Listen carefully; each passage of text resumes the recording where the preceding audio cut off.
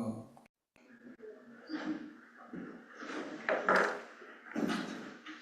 Oh, that, yeah. I mean, that's repeated every single year. What? That's every single year. Every year, same aspect. Probably A lot of, what are Kittredge. you gonna do? It's like, yeah. I moved back to Colorado as an adult, I lived in Kittredge, so we spent a lot of time in Evergreen. We used to call it Everwhite.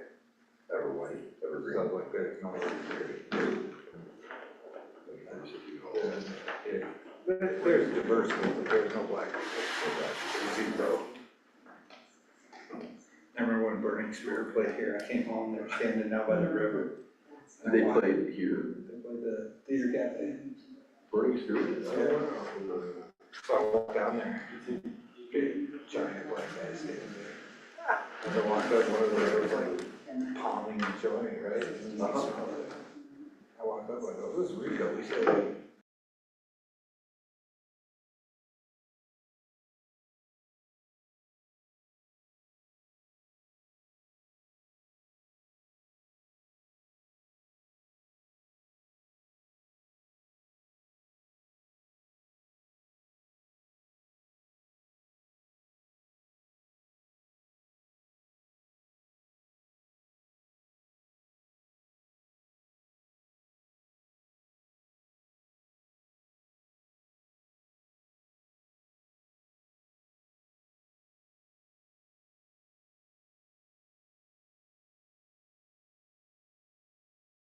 Now, Friday is May 20th, 2026, and this is the regular meeting for the Rico Board of Trustees.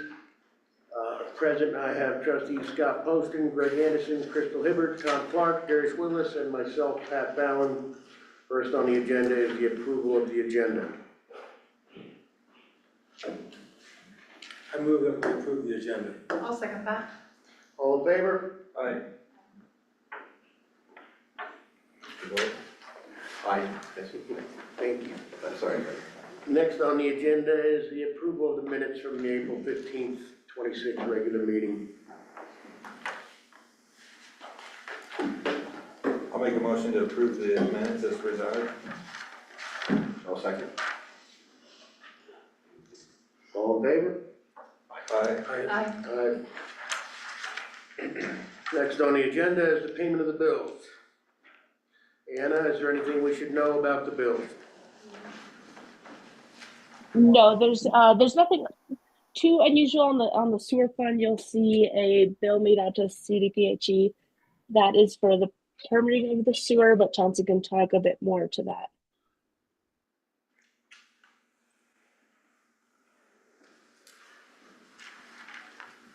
Questions on the bills, concerns, comments? That was one of my questions. And then I had one more. Under the water fund, the Browns Hill Engineering, is that for the water crossing? No, that was, probably 3 or 4 months ago, the VFD went down, and so they replaced it with a new controller for the well. But that new controller didn't have a way to throttle up or down in a manual mode, so it only had remote control through the SCADA system. We were able to have them come back last week and put a manual mode in case the comms go down. It was really fortunate with what happened with the internet, so that was the labor and the parts to wire in that relay. Okay. Thank you. Sorry. More on the bills? I'll make a motion to approve the bills. I'll second that. All in favor? Aye. Aye. Aye. Next up is public comment for non-agendized items only. Anybody like to come up and speak on something that's not on the agenda? No going, oh, come on up, Skip. Yeah. I got a couple, I have one. Skip's one. Couple things, cleanup went really well. It was an awesome community participation. And I'll have a report to all later. Why are we not doing Zoom? I've been asked by the community to ask you all. specifically why.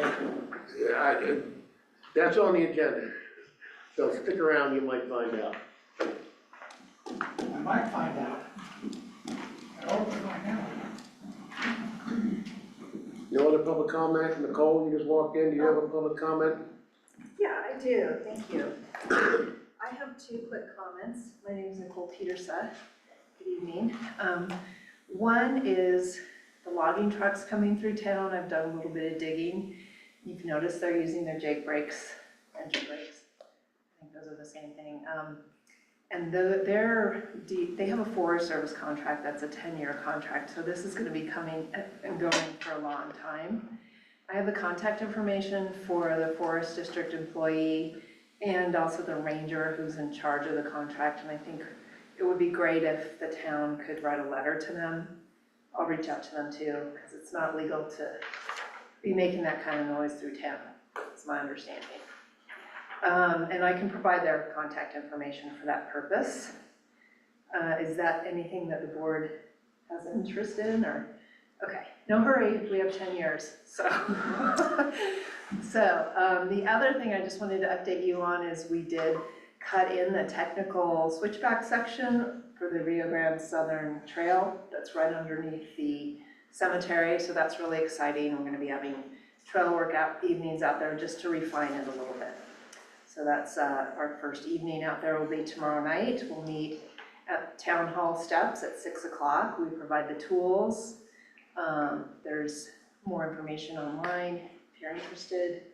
A news flash went out today via email. So everybody's welcome if they want to come help and clean that area up a little bit.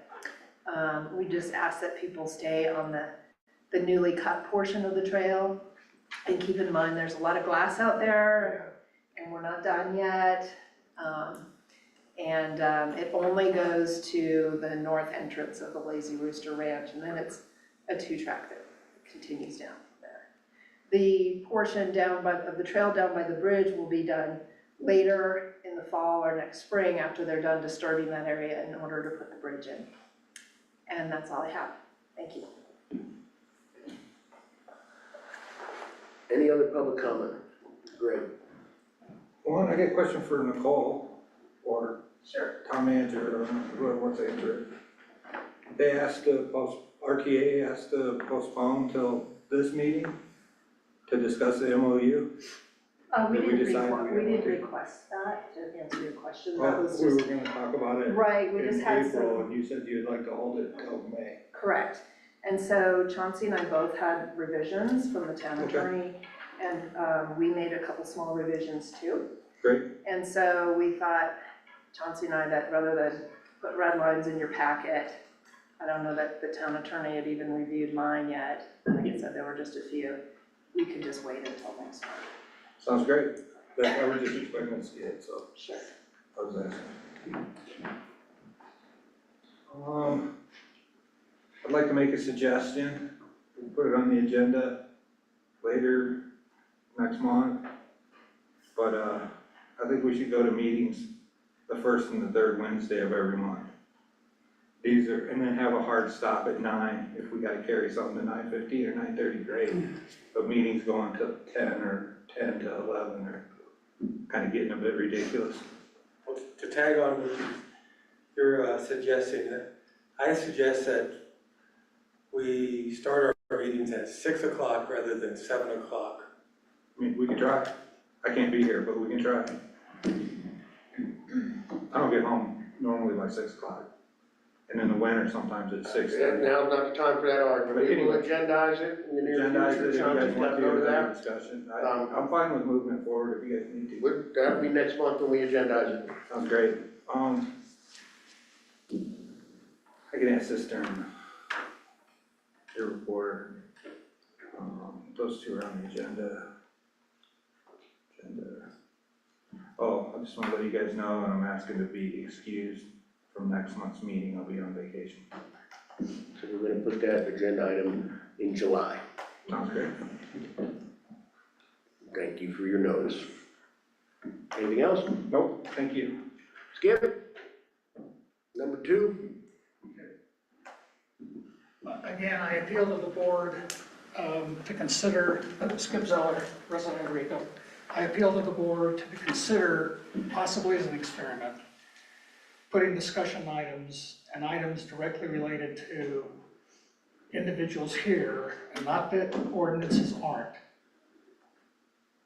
that we try, just as an experiment, to put the discussion items up front in a future meeting.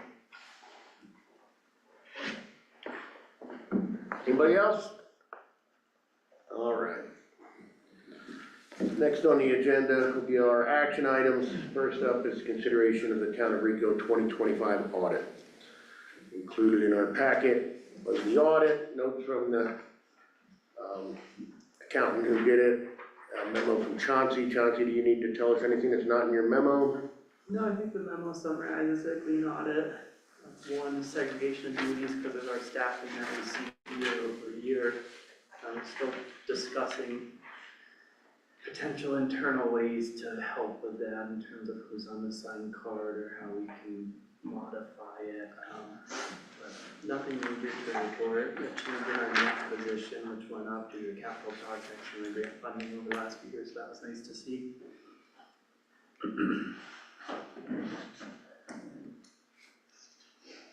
I don't have anything on it other than how the board feels. I mean, it's year after year, we get the same notice, about how we don't have enough staff to overlook each other. So there were some suggestions in the report. I don't know if it's something the town thinks we need to look into or not. If we're happy the way things are, we're happy the way things are. So if we were going to try to tighten up on internal controls with limited staff, what options would there be? Would pull a trustee in? All the trustees, the board, design some.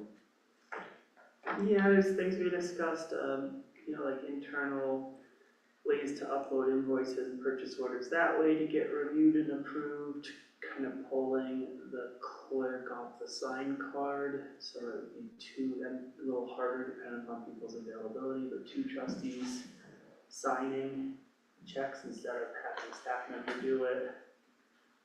Or some ideas. I think there's other options too. Andrew of Atlas, who did the audit, they made themselves available for helping if we want to pursue more internal controls or add another layer. We just have never moved in that direction as a board, so we're kind of in this groundhog day of what the findings are. Yeah, so if we did hire them to help with internal control, how would that work and what would it mean? As far as, would they come here physically to do something or? It'd more so be a policy thing, so how invoices and checks, that's the issue right now is the way things are processed. The checks come in, or the invoice comes in, reviewed by myself and Anna, checks are cut, Anna's on the sign card, so she's one of the signers, and then a trustee is. So there's not a lot of oversight on the finance person reviewing the checks, Anna cutting checks, and then a finance person on the sign card, or two trustees signing it, so things like that. So there was, one of the suggestions was to have an outside accounting firm come in and do reviews, I think quarterly. That's just a cost. We can do it if that's something the board would like to see, and then more review and support, whether there's like a finance committee that's set up by the board who does a more in-depth review monthly or quarterly as well, or some of the other things. But it would be purely policy and procedure that we would be looking at review, and Atlas wouldn't be there to help with internal controls. Once the policy is in place, it would probably be a third-party accountant locally, or like I said, more support from the trustees in some sense. A question a little different from what you were talking about in terms of that aspect, but I know Norwood's a different community, but a woman that used to live here just got hired to be an assistant to whoever has like Anna Wolf's title. So if she had an assistant, would that be kind of an example of sort of what they're talking about, or not really? I think if we set it up in a manner that satisfied that, it's really a segregation of duties. So there's too few staff doing too many responsibilities, and there's not clear defined lines between each one. So I think increasing staffing could help. I Is think that something down the road? Like, I know, budgets are different for sure between us Yeah. and Norwood, but you see would the in town look at or? other municipalities will have like a clerk treasurer, and then they'll have maybe a utility clerk who's dealing with billing and processing, and court clerk, kind of those two roles, and then the clerk having kind of some different duties or responsibilities, so you see that. And I think there's other structures out there too. You have deputy clerks, I can tell you're on your lead clerk and then deputies under them. Okay. And I will say that, I mean, this is the same report year after year, for at least the 6 or 7 years I've been here. I'm sure you guys can tell me it's kind of been that way forever, I don't know, but I thought I'd bring it up as to not ignore the recommendations from our auditors. So if it's something we think we can look into, think about it, we can bring it up later. Other than that, questions, comments on the audit, concerns, clarifications?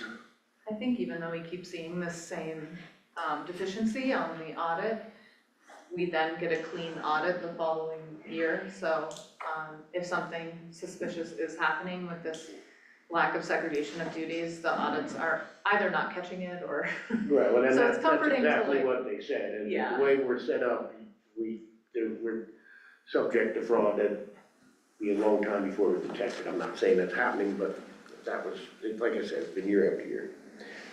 Anyway, that's fine with me. Never mind. All right. Go ahead. Cool. I was just, had an issue with Zach years ago. Was that an aspect of this? Excuse me? Did we have an issue with Zach years ago? Was that an aspect of this? Yeah, before my time, I can't speak to that. Okay, yeah. It was right after I left, and I think he did some stuff out in the public that didn't represent me well for a trustee. All right, to the audit. Any more questions on the audit? Anything on the audit? Public comment regarding the audit? Okay. If there's no further conversation, we can have a motion, wrap it up. I move to approve the Town of Rico 2025 audit. I'll second that. Scott, how do you vote? Aye. Greg? Aye. Crystal? Aye. Tom? Yes. Garish? Aye. Aye. Next on the agenda is consideration of the second reading of ordinance 2026-02 and ordinance of the Town of Rico repealing ordinance number 2017-01, amending the Rico Land Use Code and adopting the Town of Rico on-site wastewater treatment system regulations. 2 months ago, we've had pretty extensive conversation, made some decisions. Last month, we approved the first reading. Anything come up since then that anybody's concerned about, questions?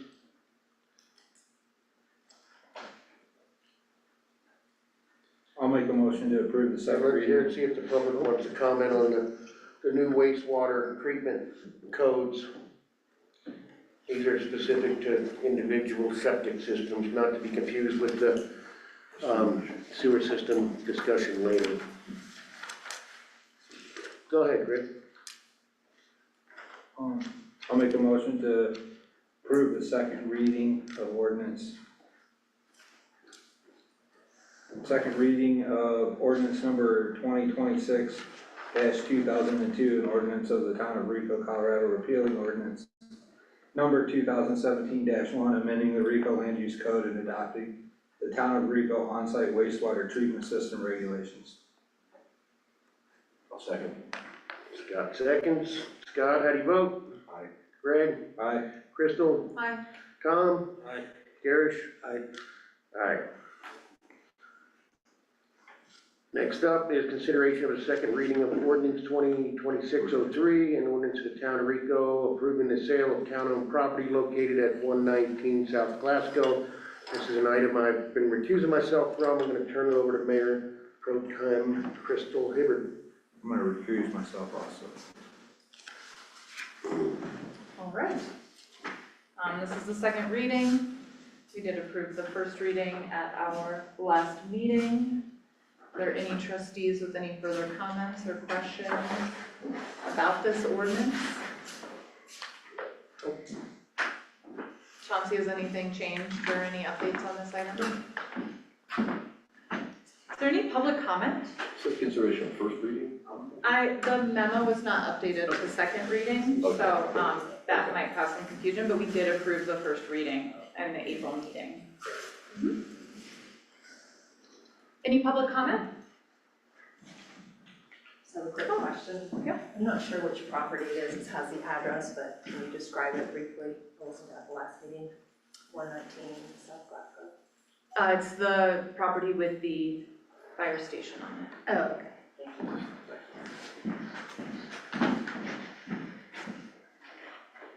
Any other questions or comments from the public? Okay. Is there a motion?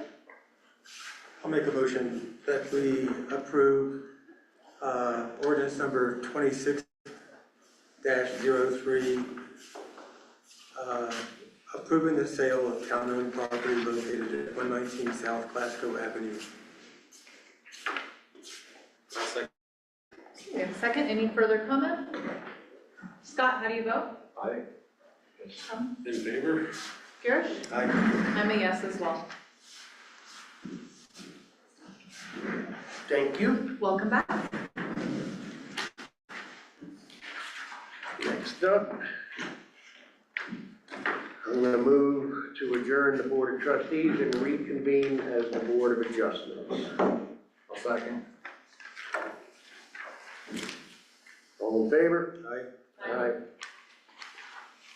Matter of discussion tonight is consideration of a variance application for fence height at 123 North Silver, Dan Vandermaas applicant. I will start off saying that the planning commission heard this last week and did have a unanimous vote to recommend approval. This is a public hearing first. I'd like to ask the applicant if there's anything you'd like to come up and tell us that hasn't, or reiterate what you've already have given us with your application. I can't think of anything right now. Okay, you'll have a chance to speak before we deliberate. Okay. So I'm gonna open up a board discussion. Anybody who would like to start it off, please do.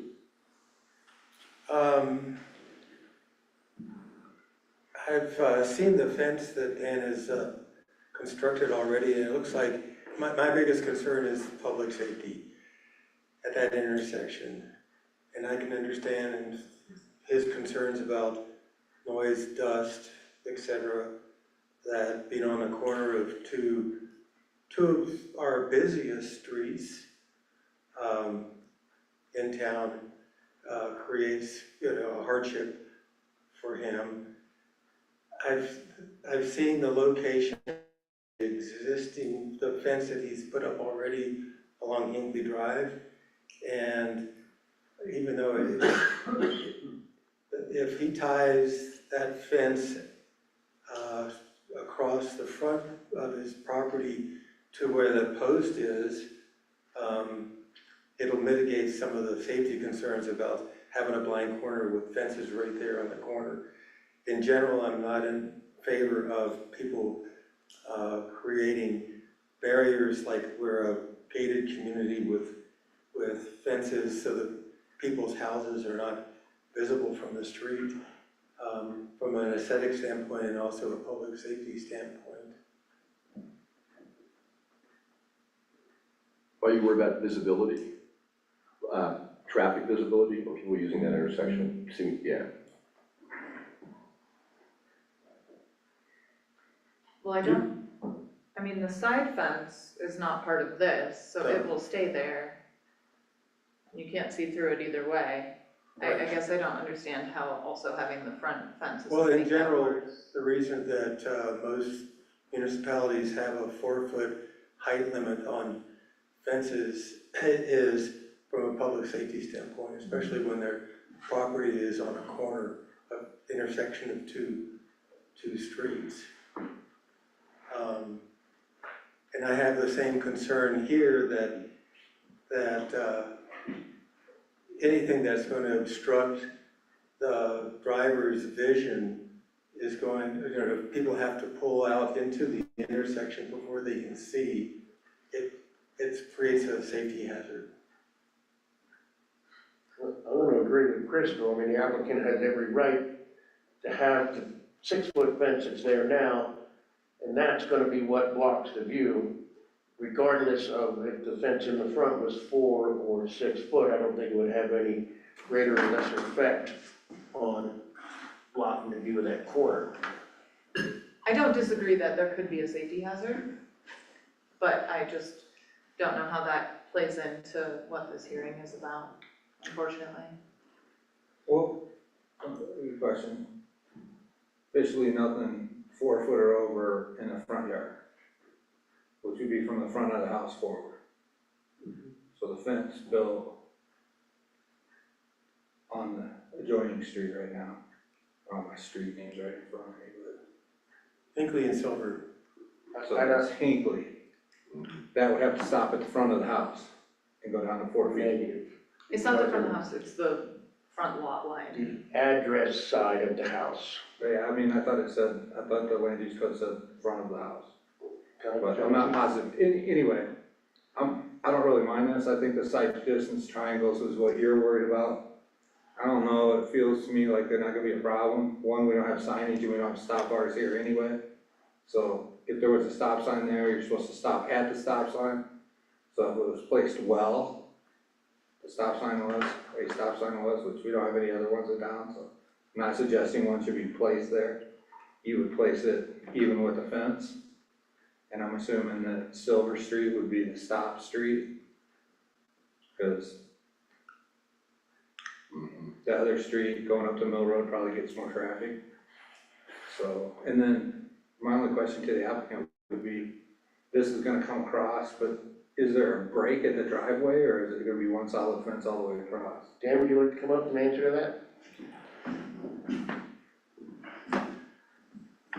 Dan Van Rest. So across the front, the fence is only coming out to the southeast corner of my house, Okay. which leaves a space of, I could park 2 vehicles in my driveway that way. And as far as what Garish was talking about, I had suggested last week at the planning commission meeting that there should at least be a yield sign on all these cross streets on Silver. Just because people go blowing through them all the time. And just sitting on my couch and I see that corner, really the issue is people swinging wide off the Silver Street into the Mill Road and people coming down the Mill Road is where I've seen the most close calls.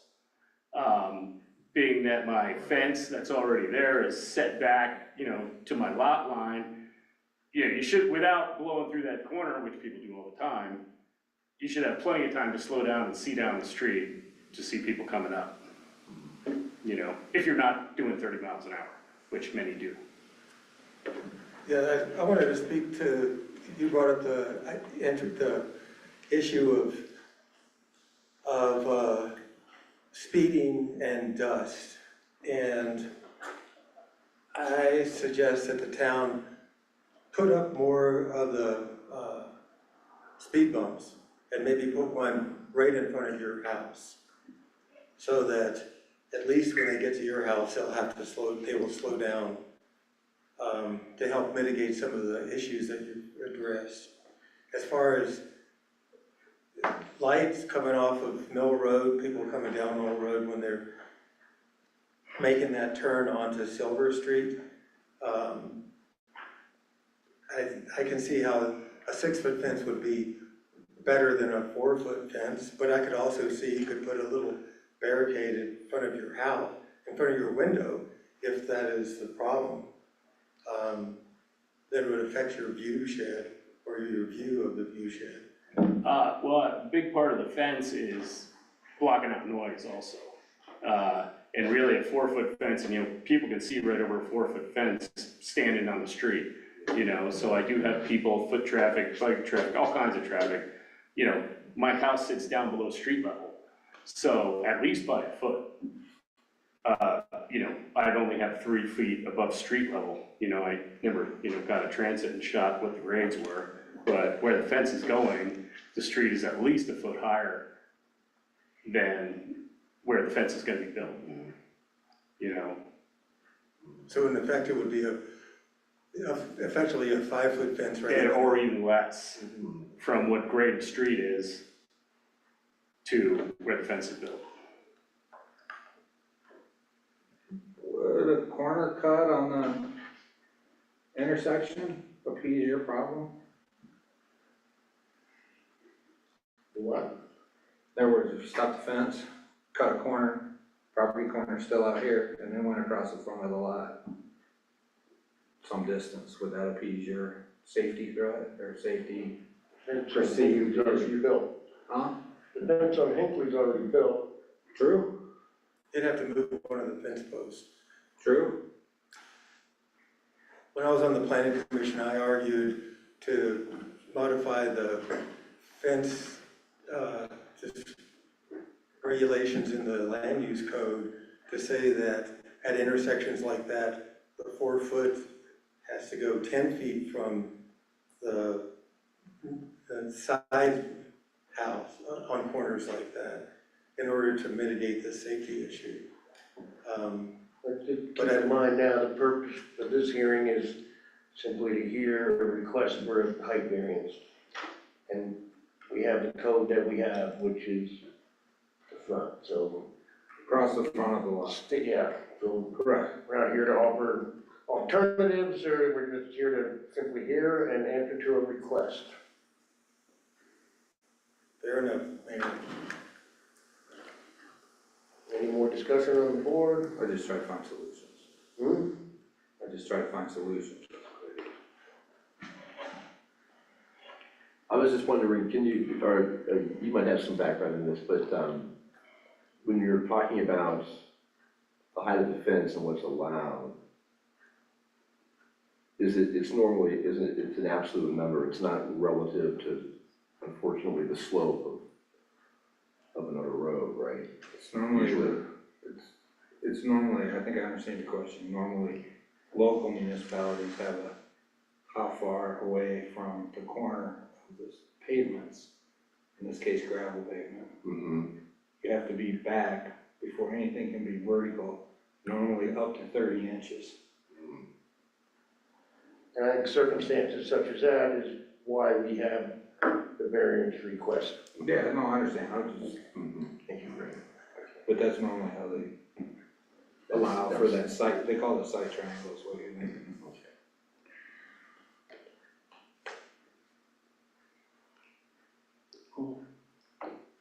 I appreciate that this is kind of an extraordinary intersection in town. And your house is pretty close to one of those very busy streets. It's not like you had a lot of lot to tuck it back.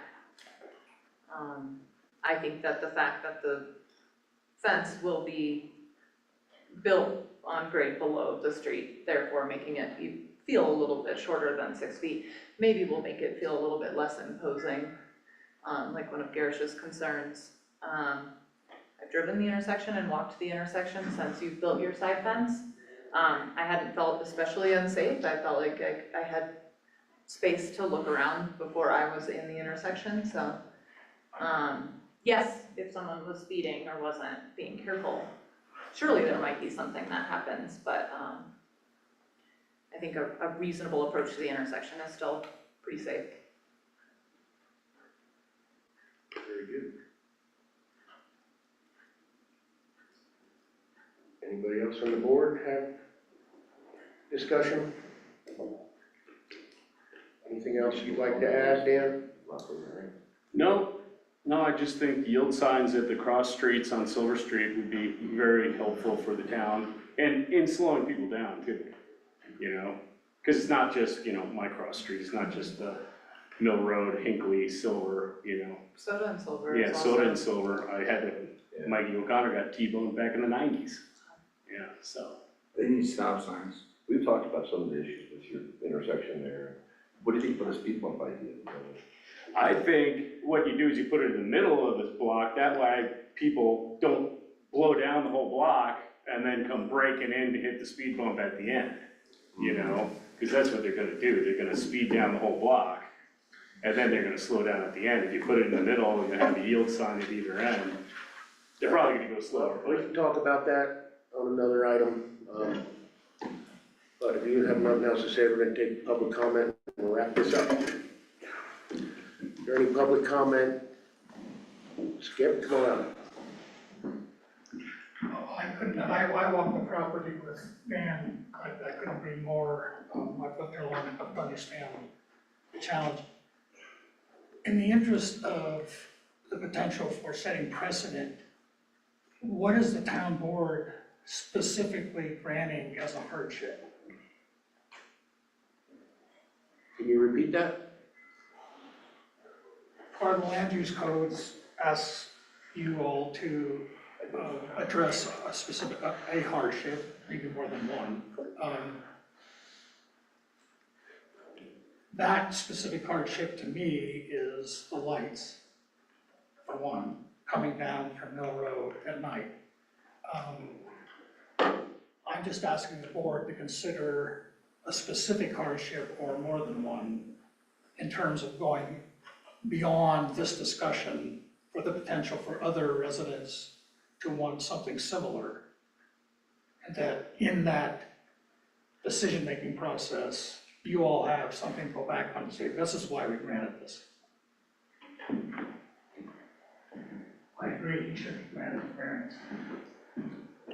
Any other public comment? Any further discussion with the board?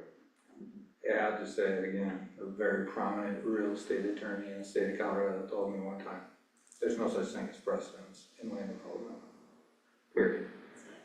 Because everything has to be exactly the same. That's his quote, not mine. I think it just says that there are special circumstances existing on the property, surrounding conditions, access and location that do not apply generally to other property in the same area.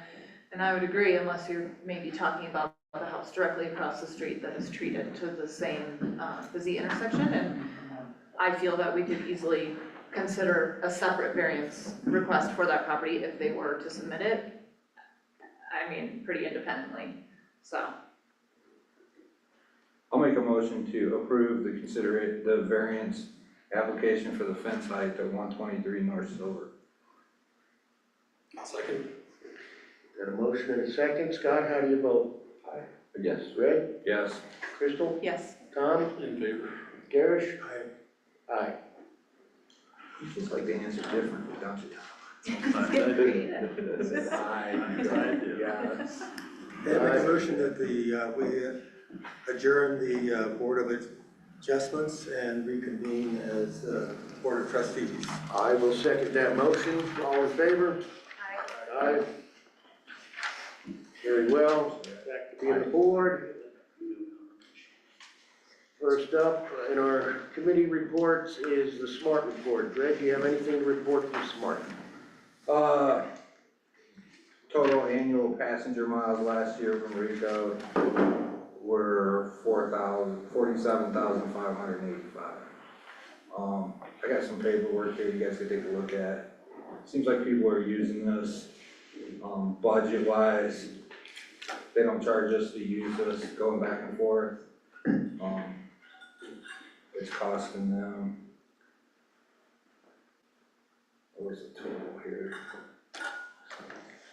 You think I just know this off the top of my head, huh?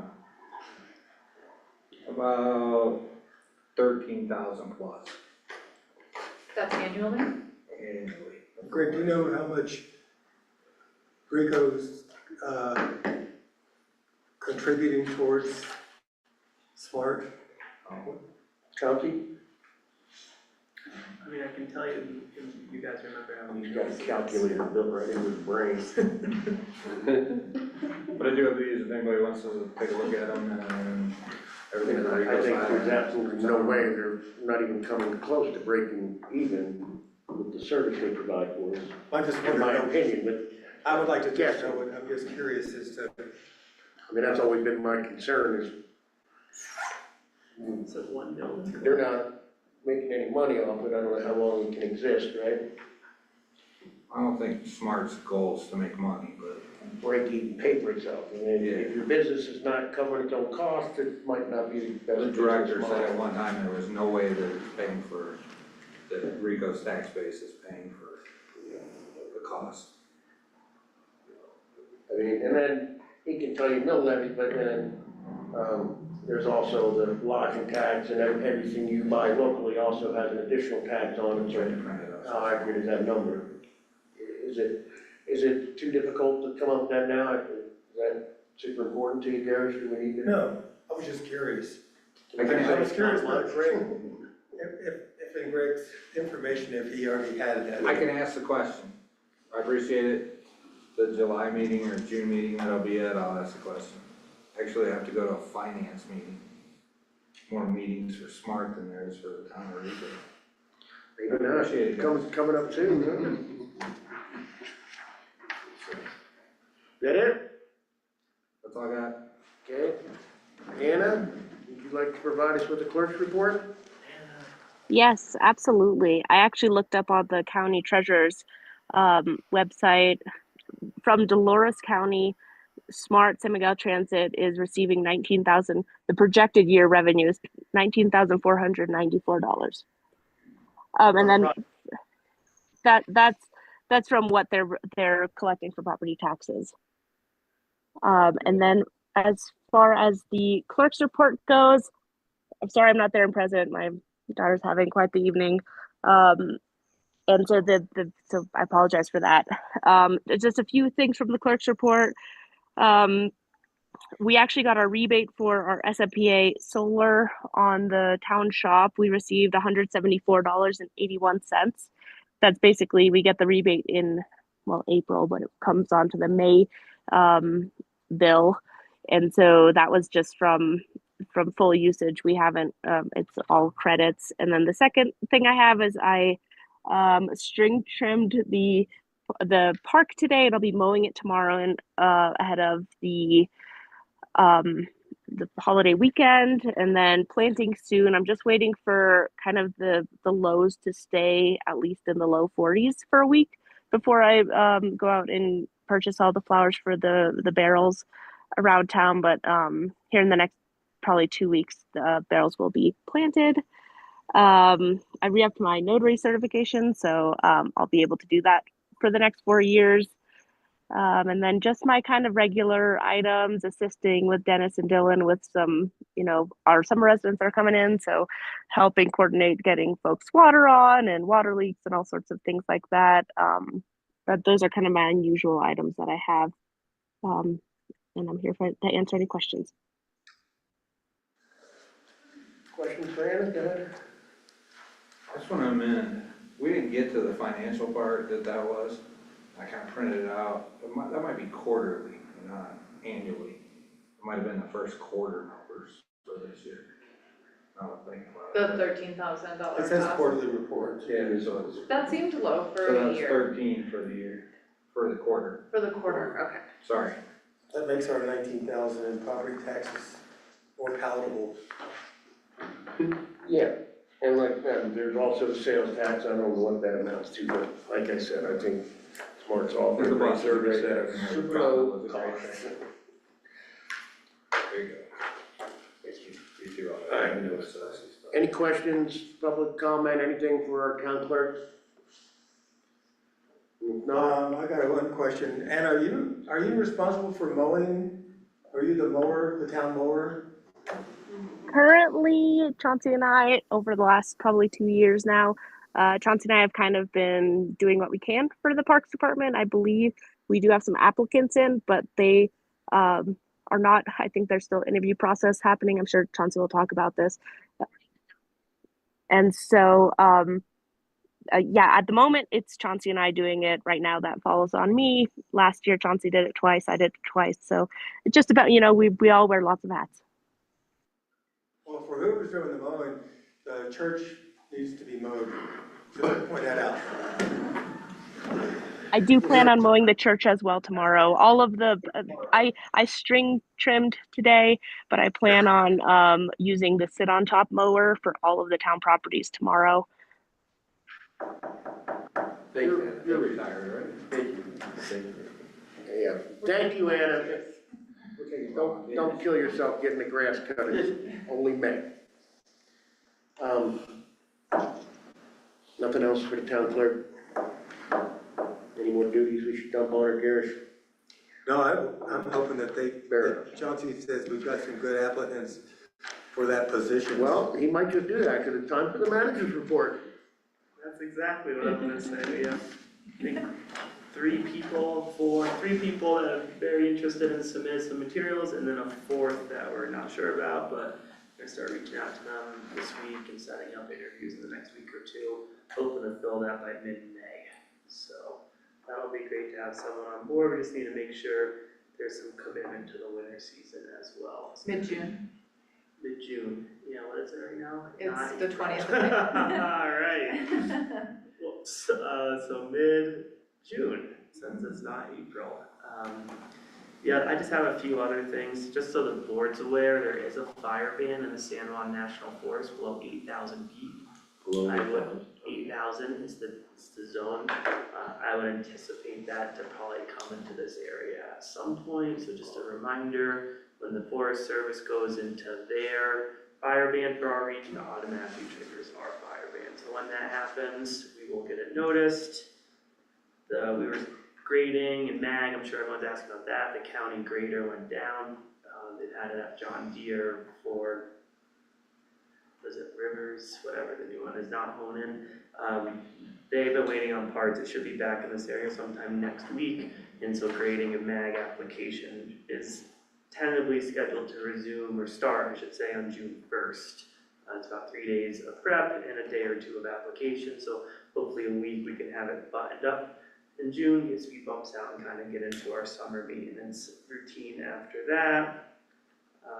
We do, speaking of 2 meetings a month, we're still trying to get a liquor license situated for the 4th of July concert at the Pavilion. Will Black Salt Hospitality, who's gonna do the food and beverage for the concert down there. He was traveling and out of town, was unable to get the application in.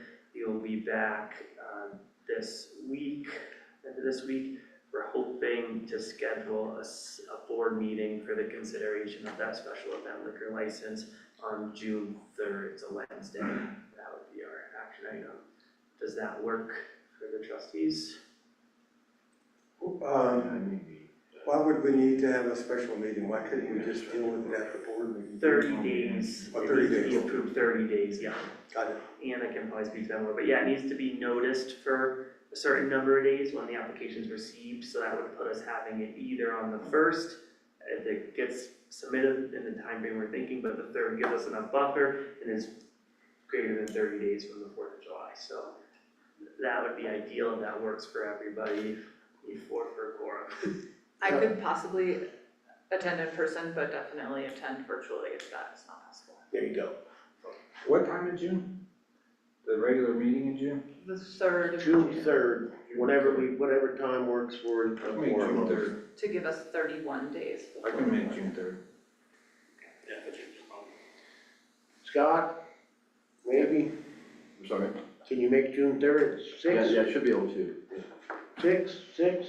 Oh, Gary? 6, correct. Hang on, It needs to be 30 days. should be able to, yeah. Put it in the books, June 3rd at 6. Okay, thank you. I think it's gonna just make for a better experience, so it's great. Radar signs, probably everyone has seen those are in, happy to see that, and then, Are they taking down the old one? yes, still see not a lot of coordination. Okay, thank you.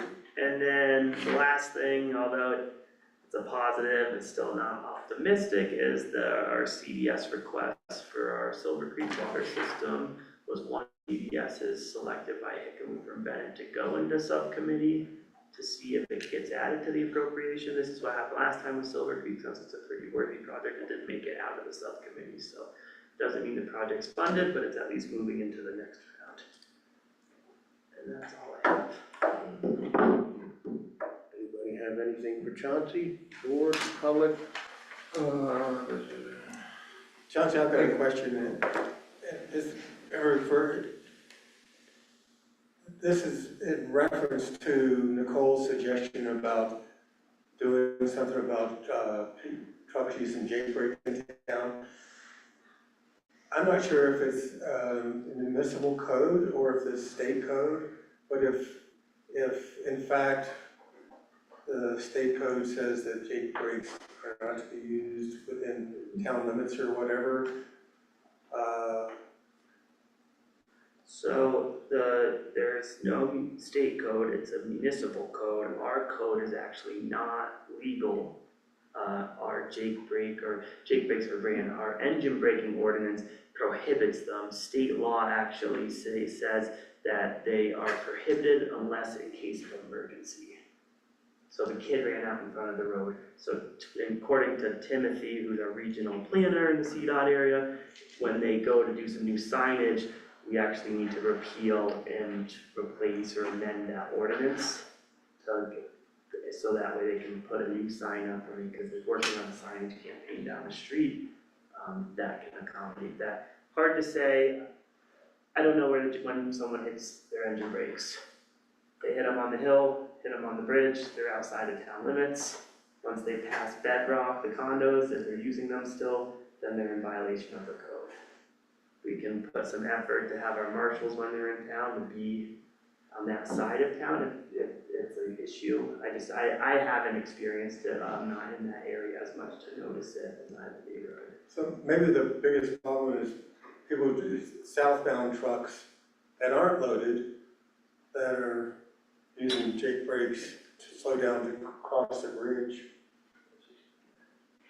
I think Nicole's request is reasonable, that we write a nice letter to the contractor who's running those trucks and say, could you please pass along to your drivers to respect our engine brake law? And then it's up to them to decide what it is. That's fine, I'm not in a disagreement with doing that at all. What I'm saying is there are other trucks that use engine brakes either in town or as they're approaching town, and I'm just trying to figure out a way to get, is there a solution to that? It's like speeding. You can speed through town all day. If the marshal doesn't see it, what's anybody gonna do, right? So it's a town ordinance, the engine brakes, and even if it was the state ordinance, you need state patrol or the county sheriff's deputy to see it happen. And I think it's like anything. Yeah, it's a law, but is it enforced? No. How can we, unless the marshal sees it? We can direct the marshal to pay attention to that while he's on duty. Other than that, I don't have a remedy. Come on up, Nicole. Thank you. I think the logging truck drivers know when the marshal's here, so we might just need to mix up the schedule a little bit. And absolutely other truckers are doing it as well. It's just that the logging is gonna be back and forth so much for years. And the Forest Service, I did have a side conversation with somebody who's not in charge of the program, but with the Forest Service, and they said they've had to deal with this before in other communities and they know how to. And they're paying these contractors to get this job done, so they should do what the Forest Service says, hopefully. Unfortunately, I think the new radar signs are gonna cause more Jake brake noise on the bright side. It's because the people are slowing down to the speed limit because the sign's flashing, so. I live right there, I don't hear it, so, but I don't hear much. What? All right, that was it, manager's report. Anybody else? Manager's report type stuff, no? All right. First, in the discussion items is Region 9 Economic Development District presentation. Come on up.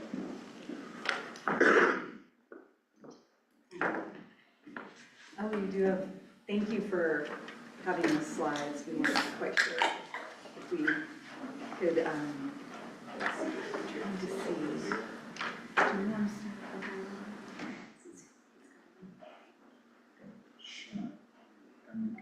So I guess I should introduce myself. My name is Laura Lewis Marchino. I'm the Executive Director of Region 9 Economic Development District. And I'm Shaq Powers, the Deputy Director of Economic Development District. I am not Jeff Foxworthy, I'm who she could afford. So. We're really glad to be here tonight, especially because I know some of you, but not all of you, and we wanted to give you an update of what Region 9 is working on, and especially in the town of Rico. And while we're getting ready, would it be all right, Chauncey, if I jump to the performance report, which is, I think, after, right after the ROI? I don't know who's, but basically, you may be familiar with Region 9 or not, but we are an economic development district and a council of governments, and there are 14 of us in Colorado, planning and management regions. You may be familiar with Region 10, which is, they basically start their boundary area in San Miguel County. So we have the 5 counties in the southwest corner, Montezuma, Dolores, and then also La Plata, San Juan, and Archuleta. And we have all 17 member governments on our board of directors. And Chauncey actually is your representative for the town of Rico. And we really appreciate him because, as you know, he does a lot. He's on a lot of different committees to provide representation. The county performance report, which I think you might have in your packet, is a summary of our activities in 2025. And I just wanted to quickly highlight a few things for you. And I'll try to talk louder, sorry about that. On the first page of that report, it lists the Dolores County representatives that are on our board. And that includes Brad Fox, who is on our loan committee, as well as Chauncey for the town of Rico. We also have Gus Westerman, who you may know, the CSU extension agent, and he's also leading Dolores County Development Corporation, which is the economic development entity that's at a county level. And some of the things that we have accomplished over the past year was we actually visited the town of Rico with all of our economic development professionals in our 5-county region. So we try to work with them to just make sure we're not duplicating services, that we're leveraging state programs down to a local level, that we can help them with local concerns and issues. But Chauncey hosted us in Rico, I guess it was late last summer, and we got to learn about the Trail of Romance work. We got to take tours, we ate in a local restaurant, and we got to see the Public Works building as well as the skate park going up. And then we also nominated successfully the town of Rico as the Small Community of the Year. So I hope you all know that, right? So we just really appreciate kind of how much Rico is doing in our region. I'm going to turn it over to Shaq to talk about the return on investment, because all of our governments provide a little bit of membership dues that we leverage with grants and other opportunities to support our various communities, and we feel like we should give you kind of a report out of that. Yeah, so I get the depressing news. As you can see from the presentation up there, it was a good year for Dolores County. They got a 21x return on investment. Unfortunately, we weren't able to in fiscal year 2020 or calendar year 2025, which is both the same for you guys, right? Because local government's calendar year, fiscal year, same. 2025, we didn't have business loans and grants flooding into the town of Rico as we have before. So as you flip through that, you will notice that. I did want to let the board know that from 2022 to 2024, the town of Rico did pay in $3,752 in dues, and during those previous years, we were able to leverage that to help bring in $1,258,000. So that was a 335x return on investment. Most of that was in the form of grants that we supported or to help write, and those were energy impact grants, planning multimodal improvements, and then $80,000 in business loans previous. So not every jurisdiction gets a return every year, but the 22 to 24, you had a 335x ROI. Unfortunately, 2025 was not as great, but we're gonna do our best to make it up in 26. And as you know, grant cycles vary, and we are seeing, just with the current economic environment, that there has been a tightening of, funding opportunities at the federal and state level, which you're aware of a lot more than we are. On the county performance report, on page 2, there's a table, and it talks about inquiries that come into Region 9. And those inquiries are things that come directly into our office, and we track that. So anything that is from RICO, we basically count. So we look at our people asking about our business loan fund, which is one of our programs. We get a lot of requests for data. We're a state data affiliate, so we get a lot of data from the state demographer. We do livable wage data, demographic data that we update annually, and you can access all of that on our website.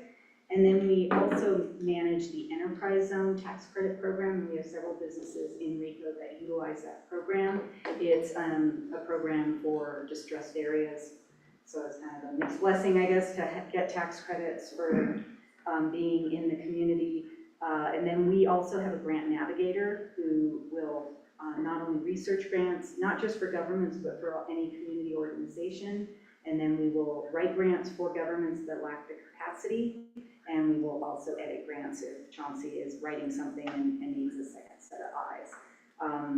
And then we have general inquiries where we don't know how to catalog them. So in 2025 calendar year, we had 23 inquiries that were specifically from the town of RICO community. 15 of those were enterprise zone, 2 of them were for data, 2 of them were for grants, and 4 were just general. And sometimes it's getting a referral to another entity. Also wanted to just let you know with our business loan program, in Dolores County, we have 8 loan clients right now, and we have several that are in RICO, and that is listed in your document. It is public information to say who we have loans with, but it is not public information for us to tell you whether they're paying or not. How's that? We also, you'll see if you look on page 5 that there is also how many businesses claim tax credits. And so in Dolores County, we have 21 businesses that claimed a total of $72,000 in tax credits. So if you don't know about the Enterprise Zone, I am happy to tell you more. I did leave some handouts on the table, not just about Enterprise Zone, but our annual report. There's some swag there. You can all find it, whatever you, a pen, yes. Sometimes we act like a bank. Because we do loans. Yes, and bring pens. And then in terms of our community grant writer, we worked on several projects.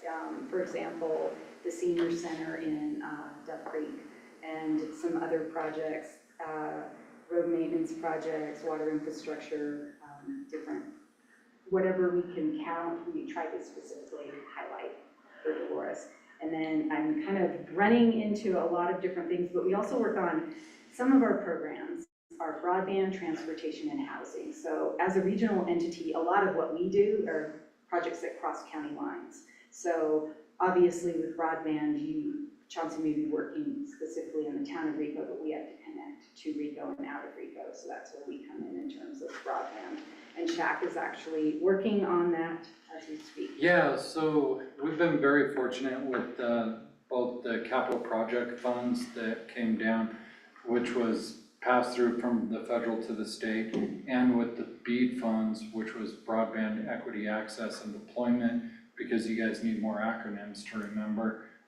But those were both broadband funds in the last several years.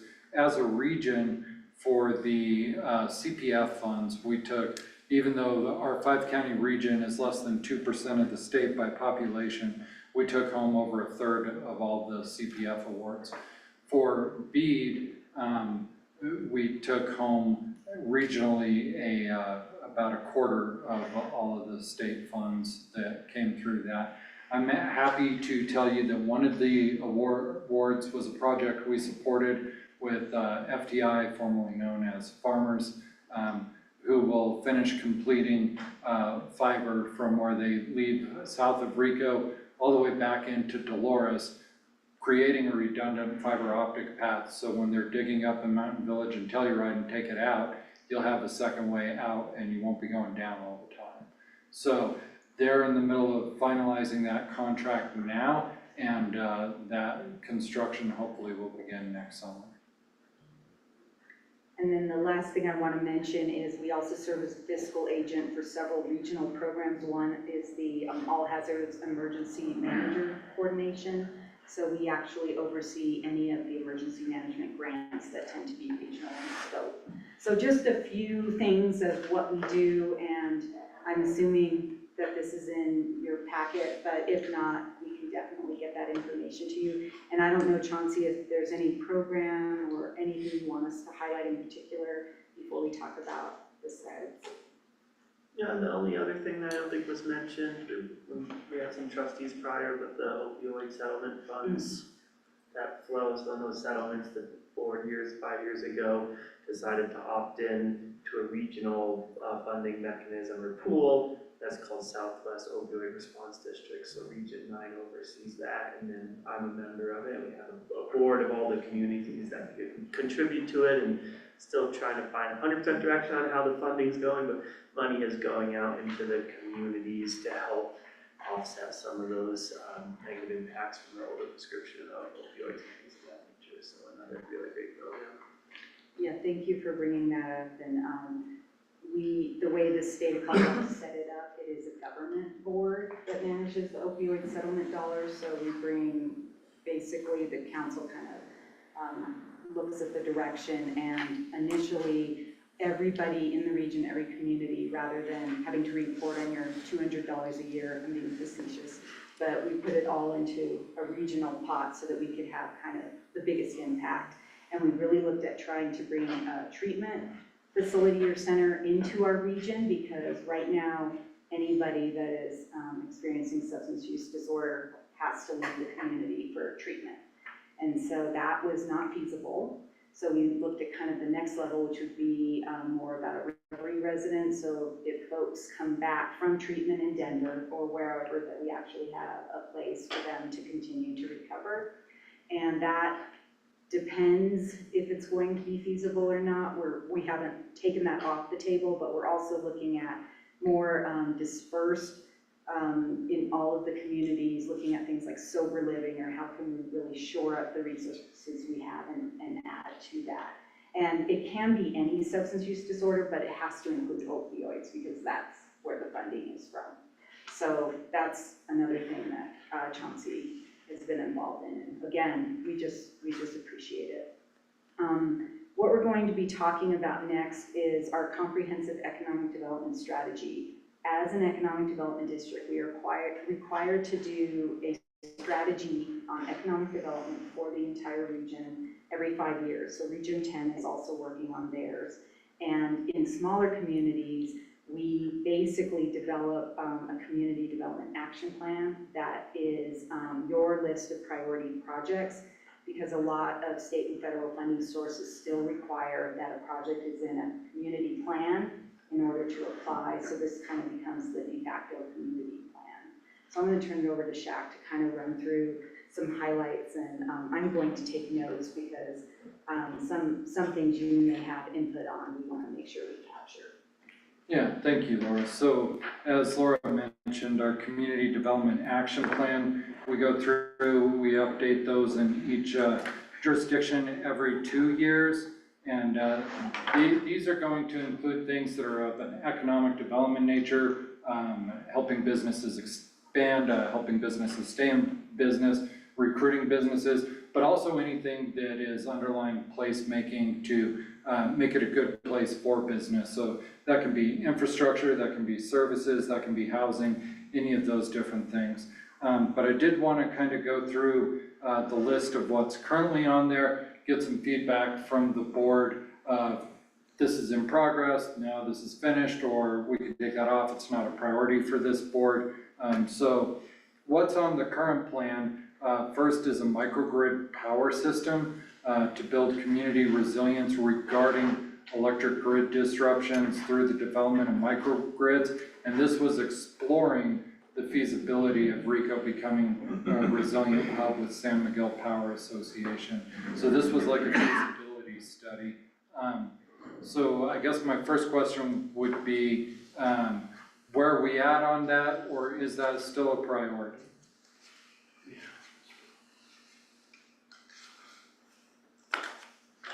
And please know, we can follow up with Chauncey on the little details, we're just looking at kind of the high level. And if you're not sure why it's on there, then we will definitely follow up with Chauncey. Yeah, phone a friend is an option, and you can have Chauncey phone that friend later and get back to us. That's all. It's a priority. Power. As far as I know, we're right now just waiting, I don't know. Okay. Yeah, I think try to, It seems like it's been years like that, we hear from them and then maybe a year, 2 years goes by and then we hear something else and then, I don't know. I think they got. People get emails from them and they don't email the mayor, so. I can't. Feasibility's done, they're looking at site location, Yeah. construction in the next few months. Excellent, thank you. Yeah, they're moving forward with that. There's made, I think the district just approved the MOU that they presented to the fire district. And then I believe I heard an update about this somewhat during public comment, but Rio Grande Southern River Trail, that sounds like it's in progress? Oh, yeah. And we can follow up with the appropriate folks, but it's mainly each county approves these plans, and so we want anything that RICO prioritizes in there, as well as Dove Creek. The county is not allowed to take them out, but they can say that it's not a priority for, county-wide. But this is something that we just want to make sure that the projects that need to be in there are. And if you think of new projects that we need to add, we'll work with Chauncey on that as well. Okay, next is increase RICO's access to revenue. You're gonna keep that in there, why wouldn't you? I would say that's not finished. A proposal that could increase the town's source of revenue, analysis of property owned by RICO, and a determination by the trustees what, if anything, should be done with the property. That was the property assessment, like with the Yeah, church. we're starting the master planning phase, which will include that. So Foreseeable ongoing. future. There's All right. only 8, just so you know. Yeah, there's only 8, I'm not gonna be here all night. I know you wish I would. RICO land use code, I think I heard some of that tonight, but more concise, user-friendly RICO land use code that it could impose fair restriction, that could implode, that's always a possibility, right? Fair restrictions on development and public input on the draft revisions. Yeah, that's hopefully gonna be adopted before the end of the year. Nice. Sweet. Okay. So would you say that one should come off the 2-year CDAP then? Yep. Okay, thank you. This may be related, protocol for vacant lots impacted by lead and other mining activities. I don't know if that's part of the land use update or not. It's taken care of with Rita now, right? Now that's approved. That's been settled. Yeah, so that can be. Nice. That can be removed, nice.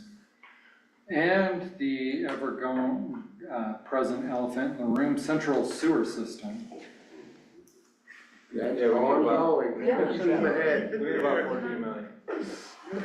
And then, last but not least of current projects, water system upgrade, a water system analysis to help RICO define and generate a water system upgrade plan and get Silver Creek infiltration gallery. I know the last meeting I was here, there were definitely engineers talking about that. Also in progress. Okay, we'll leave that one there. Moving to design, It's in design? it's moving to design. Moving to design. Excellent. So what priorities are there from the board that maybe we didn't touch on? And this isn't the last time you'll hear from us, but if there's anything on the top of your head, what are some things that you want to see get done over the next couple of years? Storm drainage, Storm drainage? something that's being worked on currently, kind of, parts of the town are covered under the V-Cup, the voluntary cleanup. Town's gonna be on the hook for a lot of it, so I think that's something big that's gonna be on our plate, right? I mean, our portion of the storm drainage. And is that, are you thinking like curb and gutter, or what are you You thinking? know, I'm thinking curb and gutter, but we're being sold riprap and culverts, so. Simple, but just, you know, to prevent the erosion, the moving of contaminated soils and keeping it out of people's yards, the water itself, and you've seen our streets, right? Yep. So I think that's something big on the table, coming up, along with everything else you've mentioned. I don't know what you guys think, what's on your, Just as a FYI, we're seeing that childcare is really kind of growing in concerns for a lot of our counties and communities. Housing's always on the list, you know, different housing projects. We're also seeing the public infrastructure, water, sewer across the board. I'm trying to think, broadband has been a high priority in a lot of areas. I think that's less of a priority, at least for RICO, yay.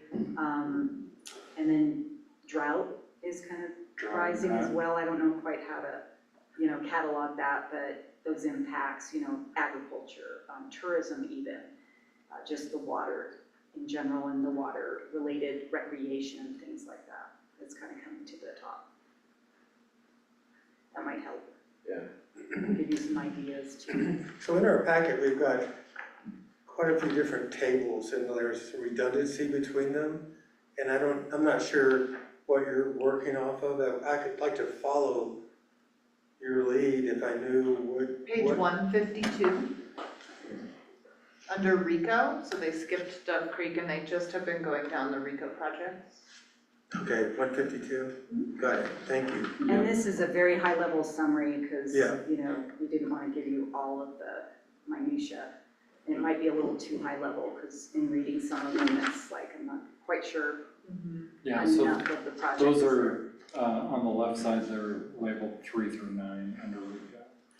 What about like wildfire resiliency, not just like private homes, but I guess generally as emergency response and support for the fire department, just after what happened last year, were there gaps? Or is there anything that we could, I guess, shoot for as an improvement? Building some housing for all the federal people when they're here. adopting the code. I mean, I think we had an amazing response from the feds last year, honestly, so I I think don't it's know if they would, how they can improve that. more so support in like Allen Gulch, areas where there's beetle kilns standing dead and their tinder boxes. Yeah, I mostly mean like in the Drainages interim around rather here, than like doing whatever it. can be, Mitigation wise? yeah, what can be mitigated to reduce loading and drainages that could affect the town is probably, a lightning strike over there could be pretty detrimental to over here.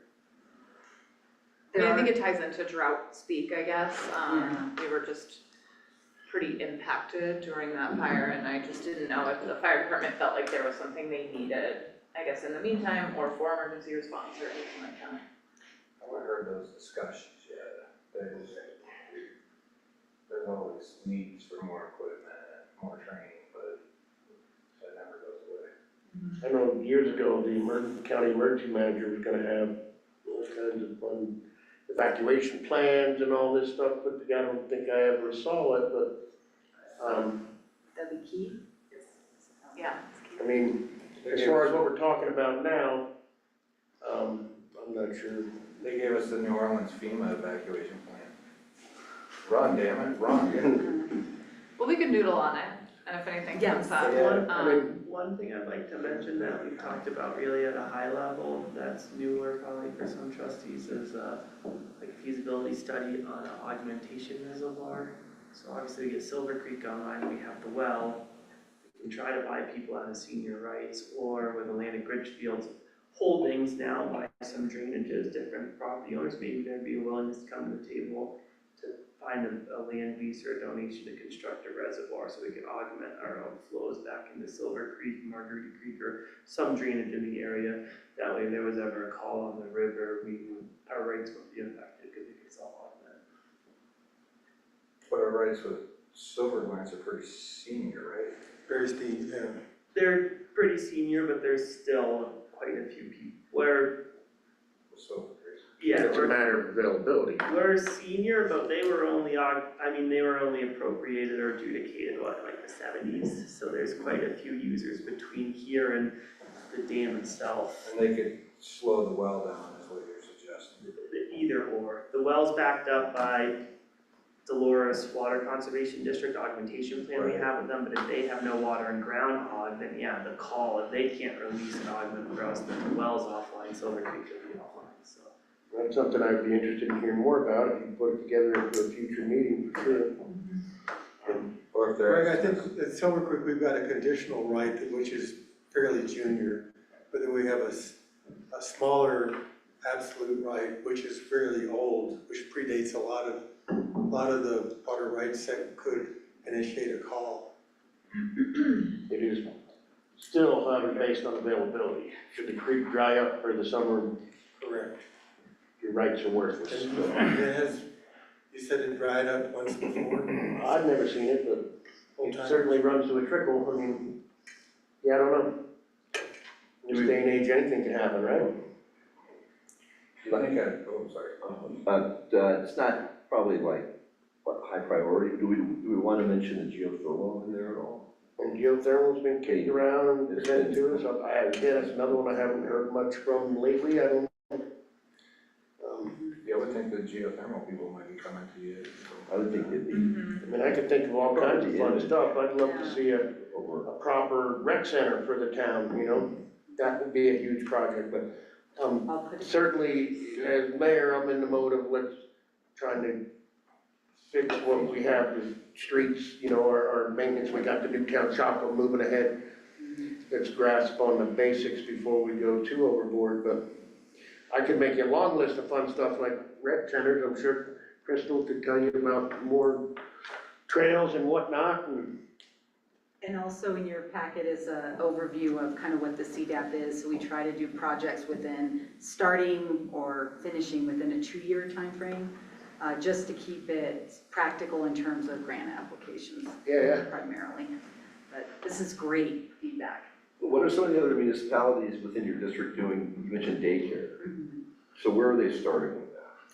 So, for example, La Plata County actually did a child care investment plan because they were seeing like a 41% turnover in child care workers. And so there are not enough slots for infants. And so what they're saying is if they don't even have staff, they can't even go at full capacity. And so they realized that it was really a wage issue because somebody could work, and I'm making this up, McDonald's say, you know, and get your $20 an hour, but if you're working in childcare, you're getting 17, and that's a hard job. And so they are actually subsidizing their childcare providers. They actually created an investment fund that people are putting money into to actually, childcare centers can use that to help see if it retains turnover, keeps folks there longer, increases the amount of childcare. That's very high level, but that's something that they've come up with. That was La Plata County. And in 2024, the state passed a law that would allow counties to raise the lodging tax to 6% and would also allow, of course, all this subject to voter approval, to have that lodger's tax not just directed towards tourism, but it could also be split towards housing and childcare, subject to voter approval. So you could work on that with the county commissioners as a ballot initiative if that was something that was a high priority to the town. And a lot Don't of you think the, that should be So we do have a lot of newborns in town. I don't know high priority for the town? if anybody's struggling for The childcare. bartender in town has 3 children, 4 children. and that's just something that's shifted. When we did this several years ago, the opioid substance use was a higher issue, maybe because there wasn't SWORD yet, that, you know, working on it, because of us having such a limited and aging workforce. So trying to get folks that are struggling with substance issues into the workforce, you know, since we're not all having babies, you know, and trying to increase folks that aren't in the workforce, getting them back in, that was a priority. So some of these are really high level, and then we put that in our plan, and then these are actually specific projects. So, you know, we're also providing kind of the county economic profile and some of their priorities, meeting yours as well. And then we look at specific projects under that. So this is our first stab at just kind of letting you know that we're doing this, and we'll be providing more information. And we're also working with entities that have any projects in the plan, like Forest Service, BLM, because they have projects. You know, some of our community organizations that are larger, you know, they're building, like, I'm trying to, well, Archuleta County, they're building a new, like, technical training center called Pagosa Build, you know, for the trades, so they want that in the plan, things like that. Very good. Well, I support the message of countering the federal message that you should have more children than you can afford. I'm glad you're taking a different approach. Have you worked with the Rico Historical Society at all? They have our little museum on Main Street. Not recently, no. Okay. I know that they have some projects, some restoration projects. Okay, thank you for that. Yeah, I think That's a they would great be, idea. yeah, I think they'd be a wonderful organization to focus on right now. Thank you. I'm sure Chauncey can get you contact for that. Appreciate it. And we'll let you go on with your meeting, but just wanted to kind of introduce ourselves again. You come all the way over here, you better get your time in. Yeah, we'll make it worth your while. We can stay. It's always worth it a while. Yes, thank you. Thank you. Thank you so much. Thank you. And we want to hear about sewer, so. Okay, so there we are. We're gonna hear about sewer. We're at a 30% sewer design. 30%.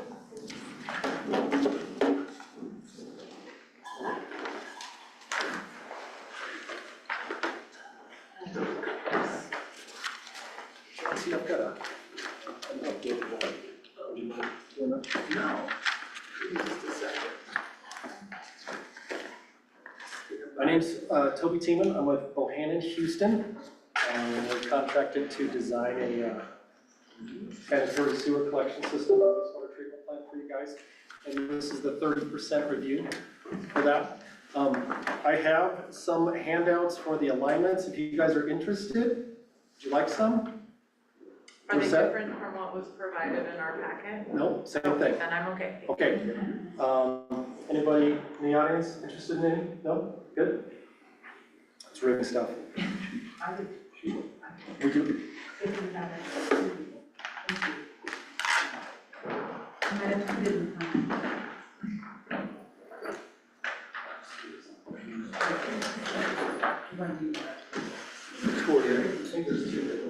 How'd you know that's what I was doing? So before you get started, Yes, sir.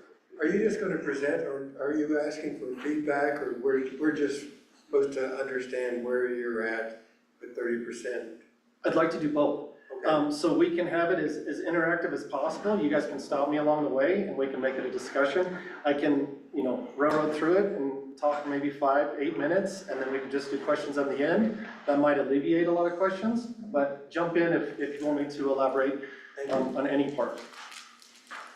All right. Next slide, please. So the firm I represent is Bohannon, Houston. Been in business since 1959. We've got offices in Albuquerque, New Mexico. That's the big office, 230 employees. We've also got Las Cruces, Denver, and then Grand Junction has been there for about 2 years.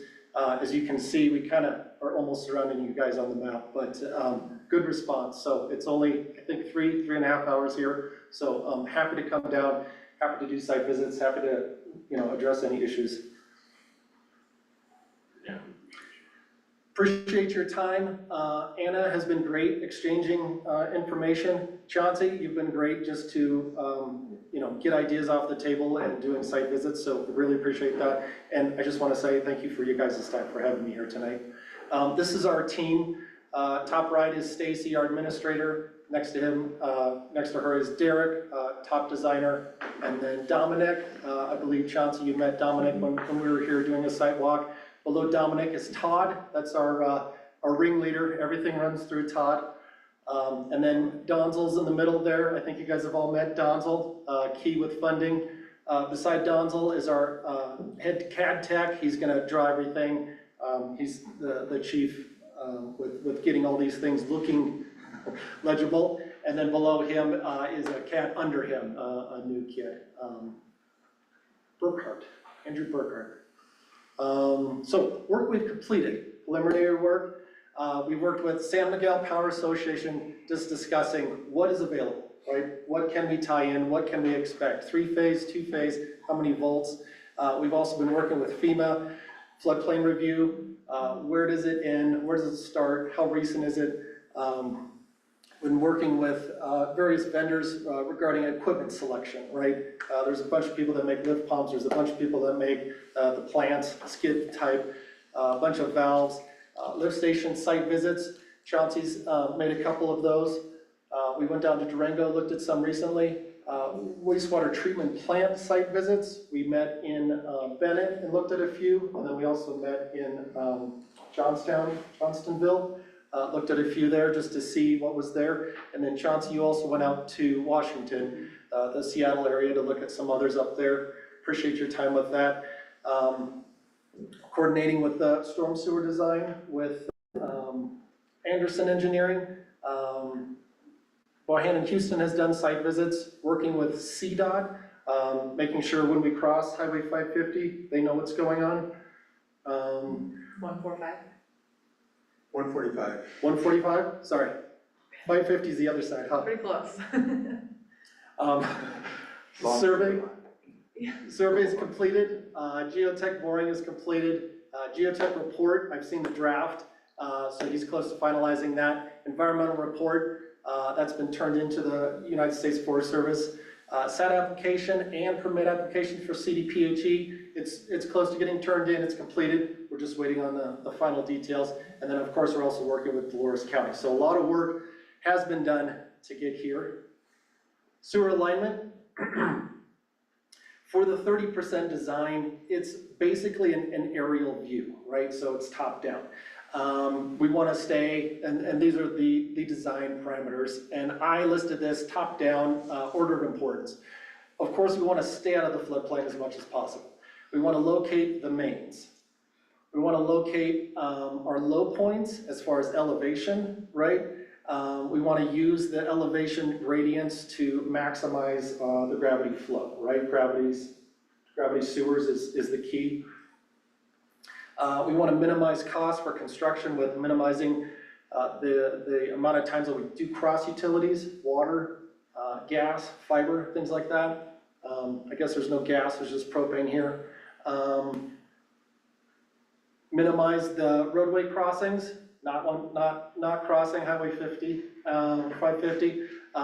We do need to put in a couple sewer lift stations, right? Because the geography is not totally flat, it's not grading all in one direction. So we will have some lift stations, and we will have to introduce a couple properties to having ejector pumps.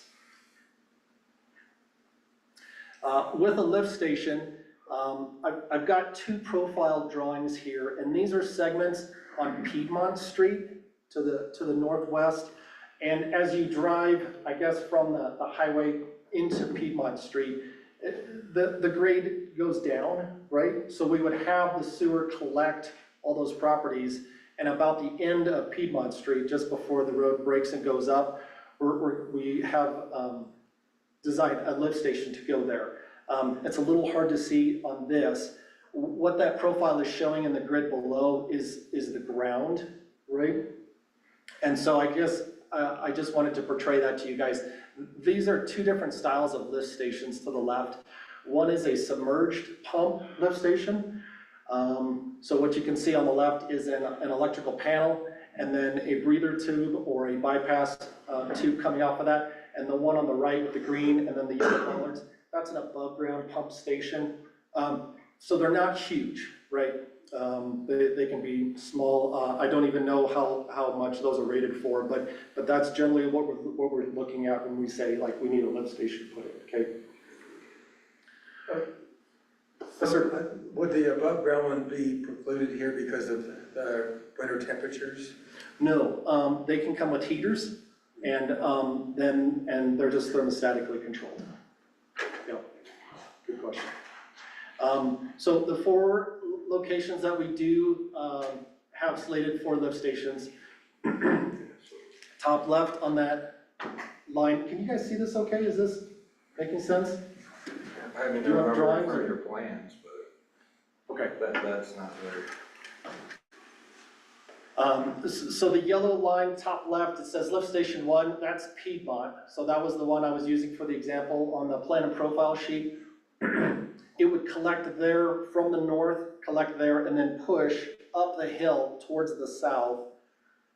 And then collect on the west side of the river to the next group of houses, which is about where the bridge crosses. West Rica, Say that again? West Rica? West Rico, yes. From there would be another lift station as it would need to be pushed under the Dolores River. And then it would collect at the wastewater treatment plant, which is slated by the city shops. There's another lift station that we need, that would be on Silver Glance, that would help collect in that area and then push up the hill so that then could gravity flow down.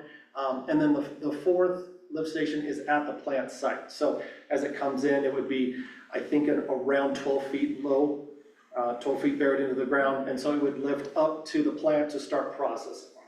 So that would be the 4 lift stations that we're designing. As you can see, driving north and south on a lot of these streets, there's significant side slope, right? Just like the gentleman with the fence, his property is below the street, right? So it'd be very hard for that house to gravity feed up to a sewer main in the road if it's above him. So on some of these, the houses will need to have ejector pumps as it's proposed, and those are circled in red and purple on this drawing. So like at the bottom, that's Silver Glance.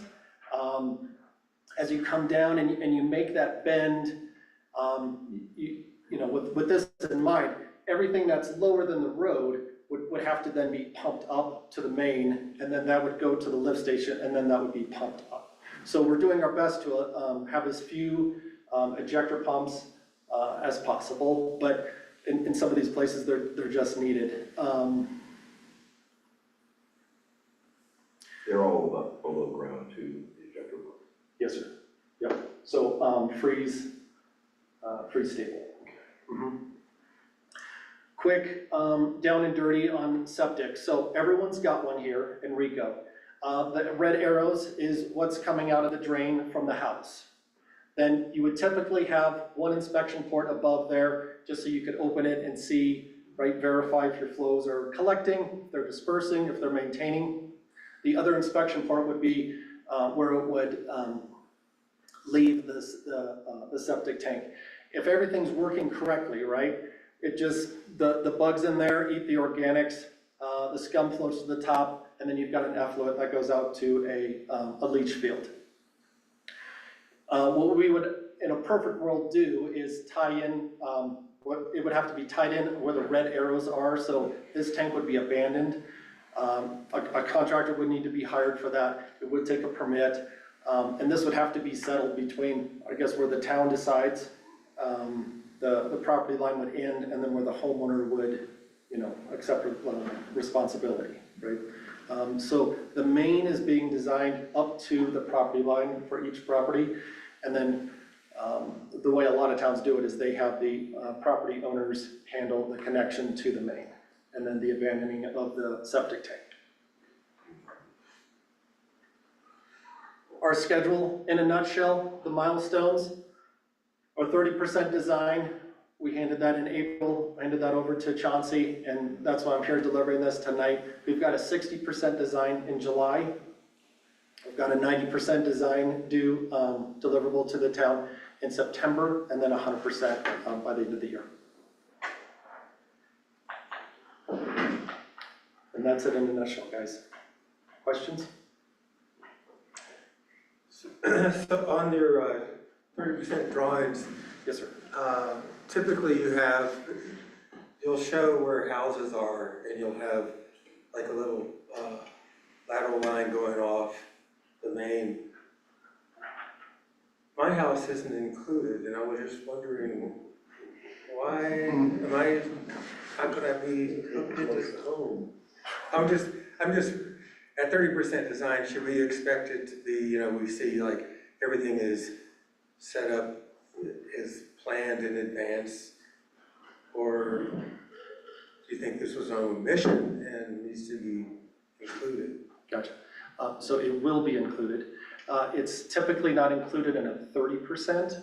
So this is where the guys kept designing and they're going a little further. And this is our first attempt at if, house A on, Soda Street was to connect, here's how we think they would connect.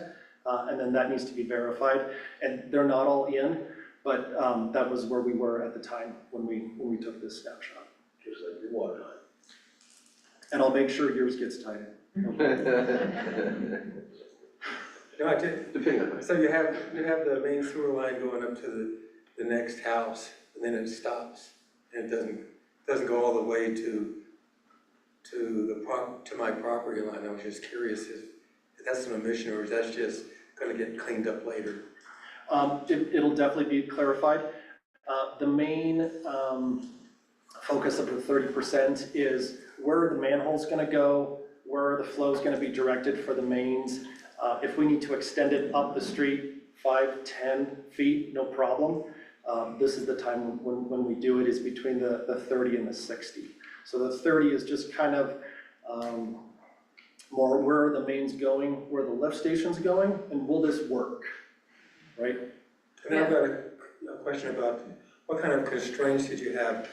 It looks like Silver Glance is going to be pretty expensive initially because you've got a pump station, you've got some of the, I can't remember what you call them. Injector pumps.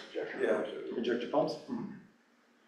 Where it looks like if you redesign that section instead of having it all flow back in towards downtown, if you could cross the highway, get an easement through some private land, and then run it closer to, run it in the direction and gravity feed towards where the place is. So I'm just wondering, was there a reason that, you ran the lines where the existing streets are rather than running gravity across the highway from Silver Glance? Absolutely. So easements are way easier said than done. With this alignment here, no easements are needed. So that was our motivating factor for that. If you don't like it, we can definitely change it. There's a bunch of ways to skin a cat. And if someone else looked at this, you could probably make it work in another way. And this is why we're showing this to you, so we can get that feedback and say, hey, right, like we don't like how complicated this is. We'd like to look into purchasing some easements and crossing, right, the highway and further south. You just run into other challenges, right? Then you still need to pump it up to the lift station and maybe purchase more easements. And for what property costs, I didn't think that was an efficient choice, but it's an option, definitely. I wonder if any analysis should be done to weigh the cost of easements and maybe put in one pump station to service that area rather than pump it all down back to the north to tie into the rest of the system. I don't know. I'm just wondering if it would make economic sense and be less maintenance to have a gravity system run from Silver Glance across the highway and then to more directly to the plant. Sure. Potentially that could work. We just chose to find alternatives that we didn't need easements. Was that looked at? Definitely. It was looked at? Yeah. Okay.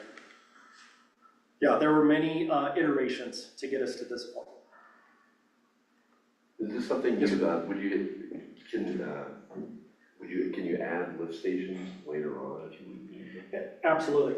So a question that, that comes up a lot is, you know, phases, right? Can this be built all at once? Can it be built one step at a time? And the way the town is laid out, it can actually be done in phases. I think, well, constructed in phases very simply, right? So like, since we're talking about Silver Glance, right? That whole leg, right? That could be built at a later date. So the lift station, and the other thing to consider is even once all the mains are in, not everyone's gonna connect to sewer the next day, right? So it would probably be a systematic approach, right? And you guys decide. You know, some municipalities say, oh, well, we're just not gonna allow you to, you know, redo your septic tank if it fails. We're not gonna allow you to, you know, make an expansion on your, you know, your building footprint, right? You would have to connect to sewer before something like that would happen.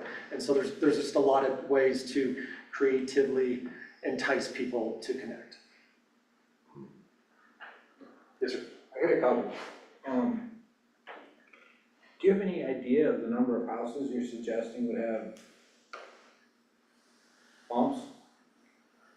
Injector pumps or grinder pumps or whatever? Chauncey, would you be able to go back?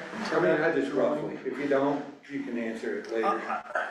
It's okay, just was I curious. hate to guess. I'm gonna say less than 50, Okay, more than 30.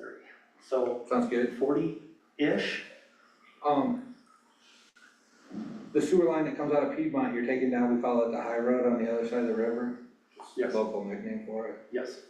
Ownership and usage is in question, especially with the current owners. You're right.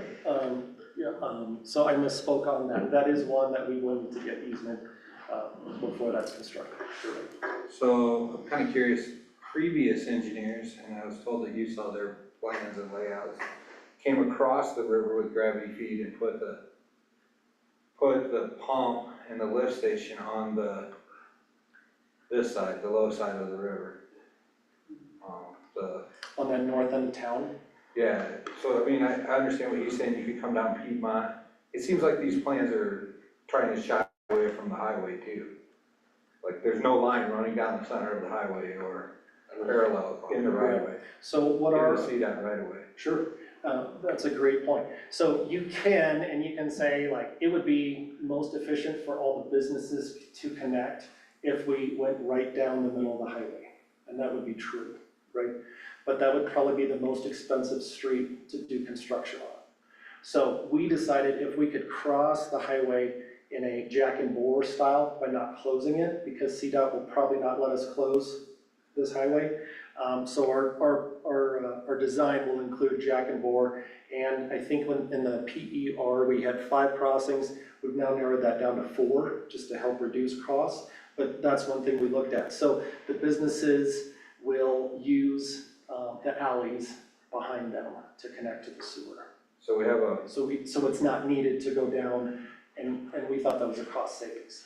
So we have a water line crossing and it's gonna get rebuilt.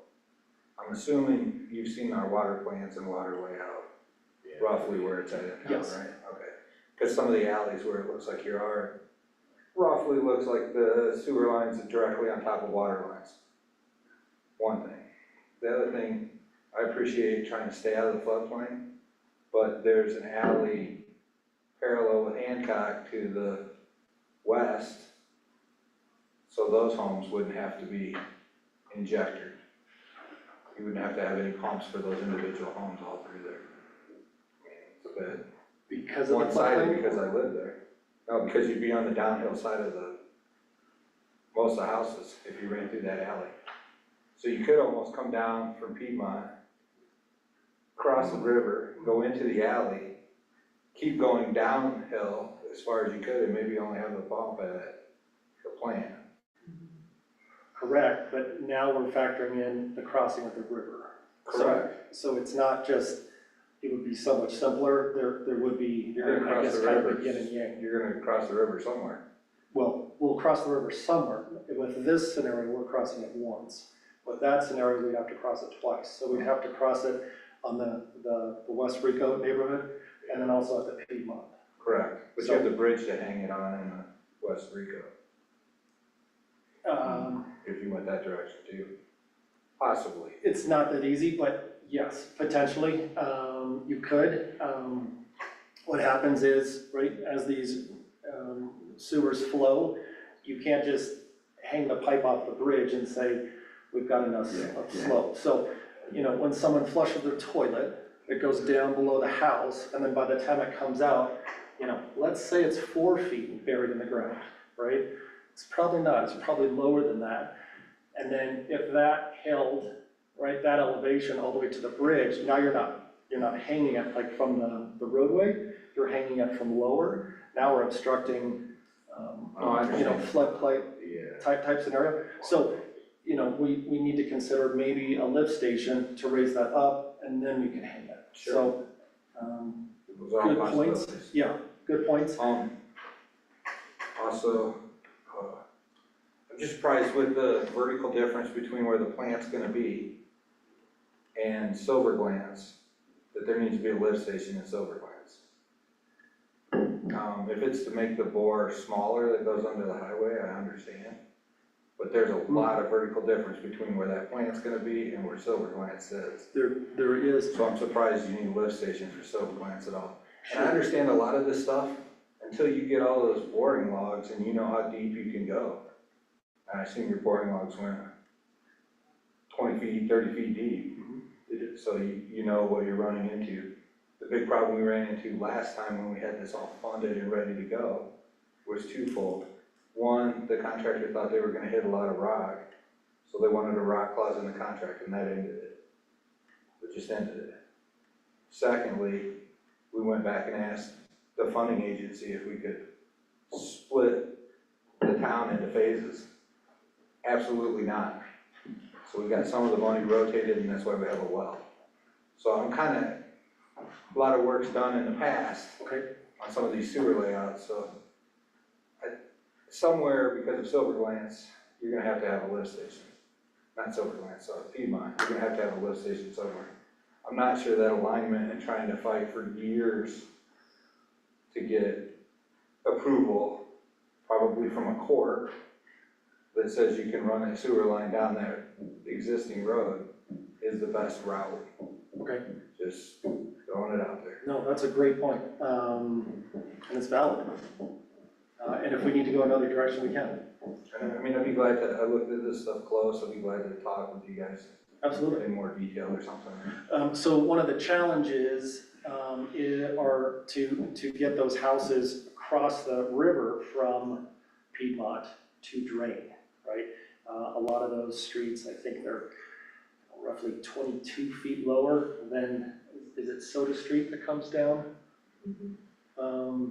And that's just too much, but there's no real estate to put a lift station on, right? So now we're looking at buying a lot, because, you know, who's gonna give up an easement? Hancock, the end of Hancock looks like it would be using some of that right away, might be a place at a small, I mean, we're not talking about big lift stations to just handle Piedmont. Correct.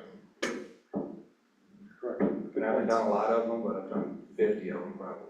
Okay, So I'm fairly familiar with them. good points.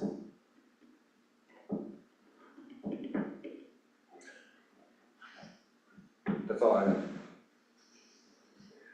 All right, any questions I had, you probably answered by not mentioning it yet. I was kind of expecting to hear about some struggles or hurdles or whatever, like easements or predicted mining hazards. There's a lot of holes in the ground around and rock and stuff like that, but I'm sure if those were the cases at this 30% stage, you would have made us aware. Correct. And I know Greg said it, see Piedmont was going through several private properties, but we've addressed that, so. Yeah, and I apologize for misleading on That's okay. that easement. So good correction on that. So that's good. No news is good news at this point. Absolutely. And I'm happy to hang around after if you guys want to discuss a little more, or? I have one question while we're right here, just Chauncey might know the answer, you might know the answer. I don't Yeah, know. go for it. In part of the funding, we haven't really started talking about any of that. Is that part of their contract too, or is this just? Okay. Yeah. Cause that was a big, That's something Donzel's been working on and pursuing. They're refining numbers with their engineering costs at 30%, but there's more refinement. We'll have a better baseline on the total cost and have some ways to pursue funding. I know that he's had conversations with USDA, and obviously we've been talking with state revolving fund for the last few years and some other courses. I would assume as we get towards 60%, we're probably gonna have a pretty serious conversation about funding mechanisms and opportunities and. cause one of the things they did last time, I don't know, it's probably too early to think about this, but to some extent, they were prorating how long somebody's had a septic system or another BTS for what their tap fee would be. Cause everybody's gonna have to pay a tap fee when they tap into this, or not, if we get enough funding. Yeah, right, I So think that becomes a if weird you get issue. enough funding, you have a low tap fee. If you have a general obligation bond, then maybe there's no tap fee because the bond's covering the cost of the whole project and people can tie in the O&M. It depends, I think, on what's available through these loan opportunities and then national pools of grant funding that are, money's returned to USDA that become available at a nationwide level and a few other components. So I think there'll be a pretty serious analysis of all the paths forward as we get a little further along, and potential, it depends upon how the board feels in the direction, the potential of bringing in a financial advisor. I think the hard part will be convincing people that they have to have an injector pump for a multitude of homes and that they have to pay for it because it's on their property. Not saying it's not physically easy to do because of their septic tanks, but it's hard sell if it's gotta go to the voters. And a quarter of the homes have to have individual pumps. Be clear that there's nothing going to the voters, there's no levy that's gonna pay for it. That was part of the whole, what we're doing now as opposed to what has been rejected in the past, was asking the taxpayers to fund a sewer system. So we won't have any match for our funding, you don't think? Or we'll have the money to make our match. That's what the belief is. Gotcha. Somehow it's gotta pay for itself. Donald's gonna find us $50 million, I'm confident. Absolutely. Donzel was supposed to be here tonight, and that's his bread and butter, is to help you guys connect the dots with that. I think as the, town trustees, if it's phrased in an attractive way, right, a septic sewer system is a time to fail, right? A connection to a sewer treatment system is a forever solution, right? So on the way of connecting that, if you have to pump it, there's a little maintenance needed, right? There's maintenance needed with the septic tank, right? Cleaning it, pumping it, stuff like that. So I think it can be argued, right? It's necessary, right? If your house needs to push it up the hill to get it to flow, then that's what's needed, but, How much is the injector pump? How much is it? I don't, Okay. I mean, we can get numbers and I can let you know for sure. The big exterior ones are kind of expensive and after the fact. Like what are we talking about, $5,000? Like, No, but around here after it's installed. So the reason why I don't want to quote a price is sometimes it's price installed, right? Sometimes it's a price off the shelf, right? Yeah. And construction costs. So, I guess that's part of the package, right? When someone does connect, there's a tap fee, and then they need to connect their line, and then they need to abandon the septic, and that usually falls on the homeowner's side. We have an average, like what that amount would be? Just for a pump, I would say 5,000 will get you something, Okay. right? You have to run power, right? You have to, have a spot in your yard for it to go, right? Yeah. Typically, right, Murphy's Law, it's gonna run under, right, a sidewalk or a driveway, right? Like, they're not always gonna be out in the middle of nowhere. Yeah, okay. So that's where prices can vary. I see. It is nice to have them outside of them, because then when they will, depending on which type, they'll fill more often. But at least the sewage goes out into the yard, you know, down to the river or wherever. Well, and there's alarms So on them. before it Also. actually, you know, Right, No problem. there can be, Mhm. they're not required on correct. residential. Okay. Sounds good. Thank you. Absolutely. Anything else, guys? How's the jogging? Pardon? How's the jogging Good. going? Thanks. All right, thank you, guys. Thank you. All right. You guys are up. I'm sorry, told you when I got here that you're early. Not at all. Well, that clock's not quite right. In a few months it'll be. Well, thank you for having us. I'm Cheryl Parsons Miller, president of the school board. And we're here to discuss and present the reasons why we are going for what's called a mill levy override, basically additional taxes for the school district. And the bottom line is, or the big picture is, that the state we're restricted by a funding formula imposed by the state. The state is changing the funding formula to be what they consider a modern formula, which is more student-centered. A lot of our expenses are regional, our remoteness, our high cost of living, things that are being de-emphasized in the new formula. We're currently in a hold harmless, but when the new formula goes into effect, we will see some significant drops in funding.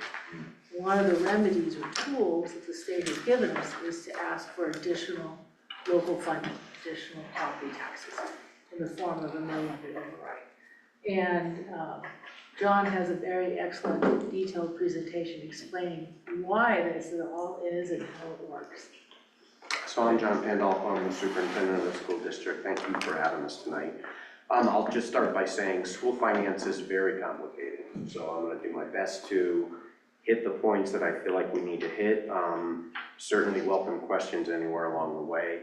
What I just passed out has a little bit of additional stuff than what I had sent to Chauncey. I'm including one extra slide that just is specific to like what the mills are in Rico compared to what they would be for Dolores County. So, because I know like with the change just a few years ago, that I assume that was a question that folks might have. So, you know, in a nutshell, we're looking to increase our mill levy override from 30% of our total program funding to 50% of our total program funding, and I'll get into more detail on all of that.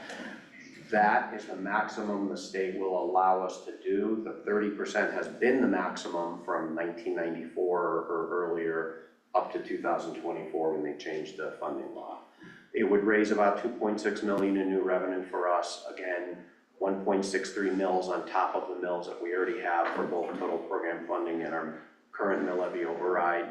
About $10 a month or so per household is what the additional increase would be. For $1 million of value. Per $1 million of home value. It's more for commercial, which is kind of shown here as well. And again, I'll get into more detail on all this, but the way, because mill levy overrides are percentage of total program funding, and they're gonna be reducing our total program funding, that means this is the initial amount, but the mill levy override dollar value will actually decrease over time as well. So on the next slide, there's different ways to look at our funding, but I think one way to look at it is really in per pupil revenue, because everything gets muddied with the fact that we are also in declining enrollment with students. So the state legislature commissioned what were called adequacy studies that were produced about 1.5 years ago that really said, what should we be funding Colorado at for education? And it's a lot higher than we're currently doing, certainly. And so under the adequacy studies, we should be funding students in Telluride in our school district at about $19,200. If we were fully implemented with the new funding formula and we had to be Under that formula this year, we would be getting about 13,500 in funding. So you can see the difference there. We're currently, as Cheryl said, in this hold harmless, so we're getting about 16,500, but we're gonna be moving down towards the equivalent of that 13,500 between now and about 2032. So that's the level of impact on a per student basis. What that means in the actual amount of total program funding we get, we should be getting, if we were again adequately funded, 15.4 million for our total program funding, which isn't all of the revenue that we get, but it's the vast majority of the revenue that we get. We will be going into our third year on July 1st of one part of the hold harmless. So that number that we're currently getting, 13,370,072, I say that to myself in my sleep, because we're dealing with it so much. But again, if we were under the new formula right now, we would be down to about 10.9 million. So you can see what that loss in total program funding is in dollar value over on the right. The state put in a new funding formula in 2024, and it was under the statute or the bill HB 24-1448, and that basically called for a significant influx of funding for education across the state, and almost every district in the state benefits from that new formula in the end. Very few don't. We are one of the few that don't. Reason being, they really are attacking the cost of living, and the cost of living in the Telluride School District is very high. So they refined that last year under HB 25-1320 because the state was in a big pickle itself in terms of total state funding for all of its stuff. So that actually harmed us even more, and we were not thinking we would need to go out for a mill levy override until somewhere around 2029, but this has really forced our hand and made it earlier. For some of the reasons that I'm kind of showing here. So the three places where we're really getting hurt is it's changing how we actually count students in terms of averaging, because we used to be able to, under the old formula, average over 5 years, and if you're in declining enrollment, using 5 years ago and 4, 3, 2, 1, it helps your averaging and you get more money. So that is being reduced to as little as kind of 2 years. Can we go back one slide? Sorry, Chauncey. The second place is it's really killing our cost of living. We were one of the highest in the state at about a 1.59 factor, and they've now capped that at 1.23. There's currently 21 districts across the state that are at that cap, and even as their cost of living goes up, they're not going to get any more kind of cost of living funding out of that. The third place is there's an additional thing called the locale factor that they're saying they recognize as bad and want to fix, but it essentially it has very discrete categories, and we are really going to be forced to go from what's called rural remote to town remote, and that in itself we'll see makes a difference of like over $1 million a year. And that's for 25 residents. We're over the cut mark by 25 residents. Right. So declining enrollment, the trends that we are experiencing really match what's happening across the country. There's just a national article that came out and said really maximum birth rate was right around 2007 nationally. That's about when our maximum was. Highest enrollment, peak in enrollments were just before 2020. That's when ours was. And the largest graduating class pretty much nationally on average was last year, and that was our largest graduating class. So, you know, even though we have different nuances because of where we are and all that other stuff, it's very interesting that that matches. You can see we're up at 910 students at our peak in 2018-19. We're going to be down to about 620 students by about 2032-33. We graduated 93 students last June, and we brought in 41 kindergartners this past August. We're graduating 84 students a week from tomorrow. And we're going to expect to bring in about 31 or 32 kindergartners in August. So that is causing a lot of problems for us, mainly because of how the kind of averaging works out. You could jump, Chauncey, thank you. So we expect our student count in 2027-28 to be 701. That's our current estimate or kind of prediction. And if we were under the old funding formula, we would be funded for 788 students. Worst case scenario, if we end up at 2-year averaging, which is one of the ways it may play out by next year, we would be funded for 708. So that difference you can see is, you know, anywhere between 1.1 and 1.3 million dollars. And when we lose that much money in total program funding, we lose how much money we collect in mill levy override because it's a percentage of our total program funding. So we're going to lose anywhere from $335,000 to $687,000 just in our mill levy override that we collect, depending on whether we pass something in November or don't, and with what the averaging turns out to be. So, we have some upcoming funding cliffs, and the first cliff we're going to fall off of is a year from now, or a year from this coming July 1, because we've been held at this $13,370,072 for 3 years in a row. That was the state's fix when they changed the law in 2025. They said, we know now you're going to get hurt even worse by the formula. We'll give you 3 years with flat dollar funding even if your students are declining. And so the reason again that is hurting us more is because if we were, the main hold harmless that we will stay in until 2032 is using the old formula from 1994, which we did pretty well with, except that we would have been able to keep it with 5-year averaging, which would have kept us in a pretty good place. Now with them changing stuff a year ago, we may end up with that 3-year, 2-year averaging, whatever else. So that's why we're gonna fall off a cliff about a year from now, and we could you go back one more for me? I'm sorry.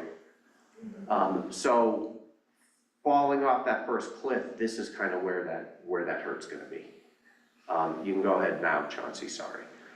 When we get to 2031-32, and we're probably gonna be funded somewhere around 650, you can see the difference in per pupil funding, and then we're gonna fall off what's very likely gonna be a $2+ million cliff. And if we fall off that cliff with total program funding, then we're gonna fall off the cliff on the mill levy override, tie into that. And the reason it shows a year later is because your mill levy override amount you get is based on the total program funding from a year before. So when we collect mill levy override this year, it's based on what our actual total program funding was last year. So all told, that does a lot of damage to us. This shows the trend over the next several years. The blue bar on the left is if we stay at a 30% mill levy override, what we anticipate our revenues to do based on some assumptions, I'll kind of spell out. The green bar is if we were to go to a 50% mill levy override, and the red bar is our expenses. So you can see that our expenses will already exceed our revenues, and that will just get exacerbated if we don't pass the mill levy override. If we do, we'll be ahead for a little bit. We can kind of bank up some money in our reserves, try to shore ourselves up. But by the time we get to 2032-33, if nothing else gives, and I'll talk more about that in a little bit, we'll still be $1 million expenses over revenues. And I think one of the things you need to understand in this chart is that one of the things that we've heard is, oh, you just have to right size, which means adjust the number of teachers for the number of students you have. We're doing that all the time, every year. And we've been, because of inflation, even though we've been flat funded, we've been cutting our some support staff and some of our teaching staff as needed. Unfortunately, we haven't had to do what they call a reduction in force. We've been able to do it through attrition, and just not replacing people as we were unable to. But this chart assumes all that. In other words, adjusting to the new student count is not going to fix our problem. This problem is after doing all the correct right sizing. And this chart actually assumes we will reduce our costs well beyond what right sizing is, which is problematic because we kind of can't do that. But This includes an assumption that our expenses won't increase by more than 2.8%, which likely they will, and that we will reduce our overall expenses by $2.7 million over the next 7 years. And again, we'll look at that in a little more detail. There's one more nuance I'll come back to, but it makes more sense to circle back to that when we kind of get to the end, so we can jump on. So the sensitivity to what our actual increases are, again, if we end up with passing the mill levy override to 50% and keeping expenses at 2.8% on average over the next several years, we would still need to reduce $2.7 million, and that's about 27 teachers or 27 staff members. We currently have a staff of about 143. If we were looking at right sizing over the next several years, we would be reducing somewhere in the 12 to 15 range.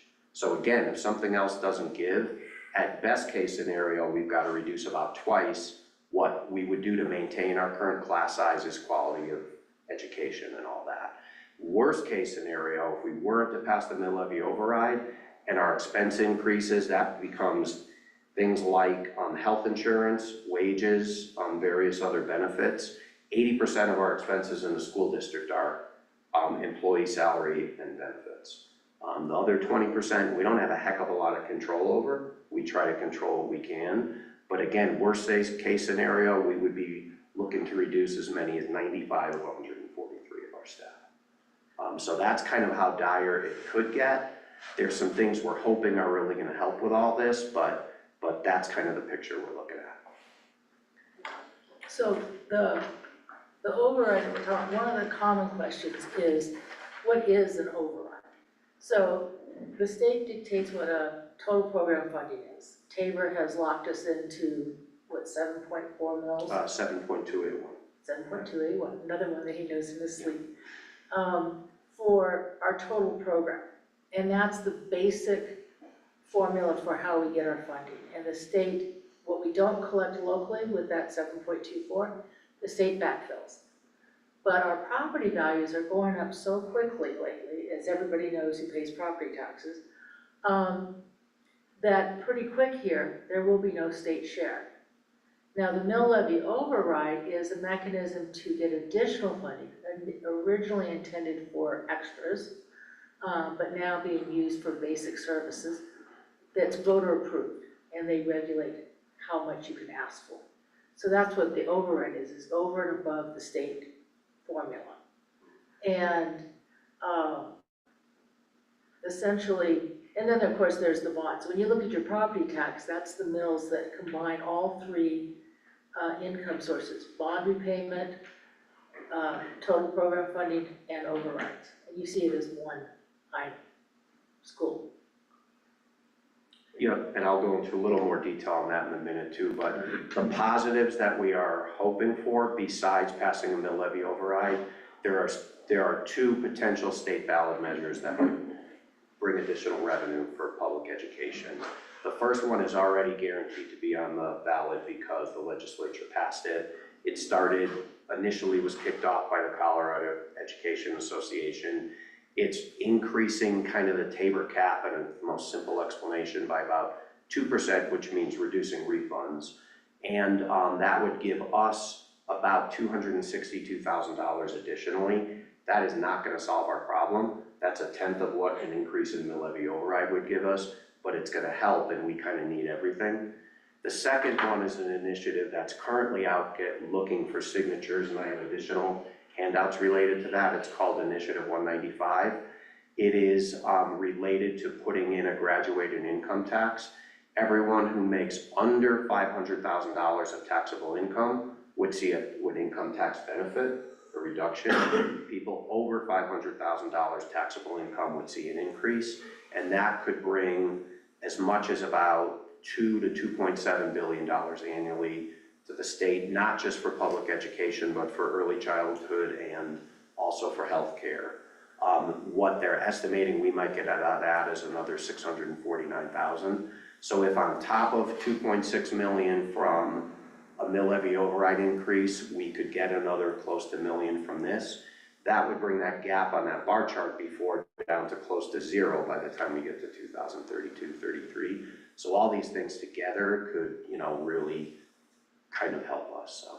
And we're like all hands on deck, so I'm the one that gets to go talk to our legislators and pound their table to say we need a fix, which we're also doing.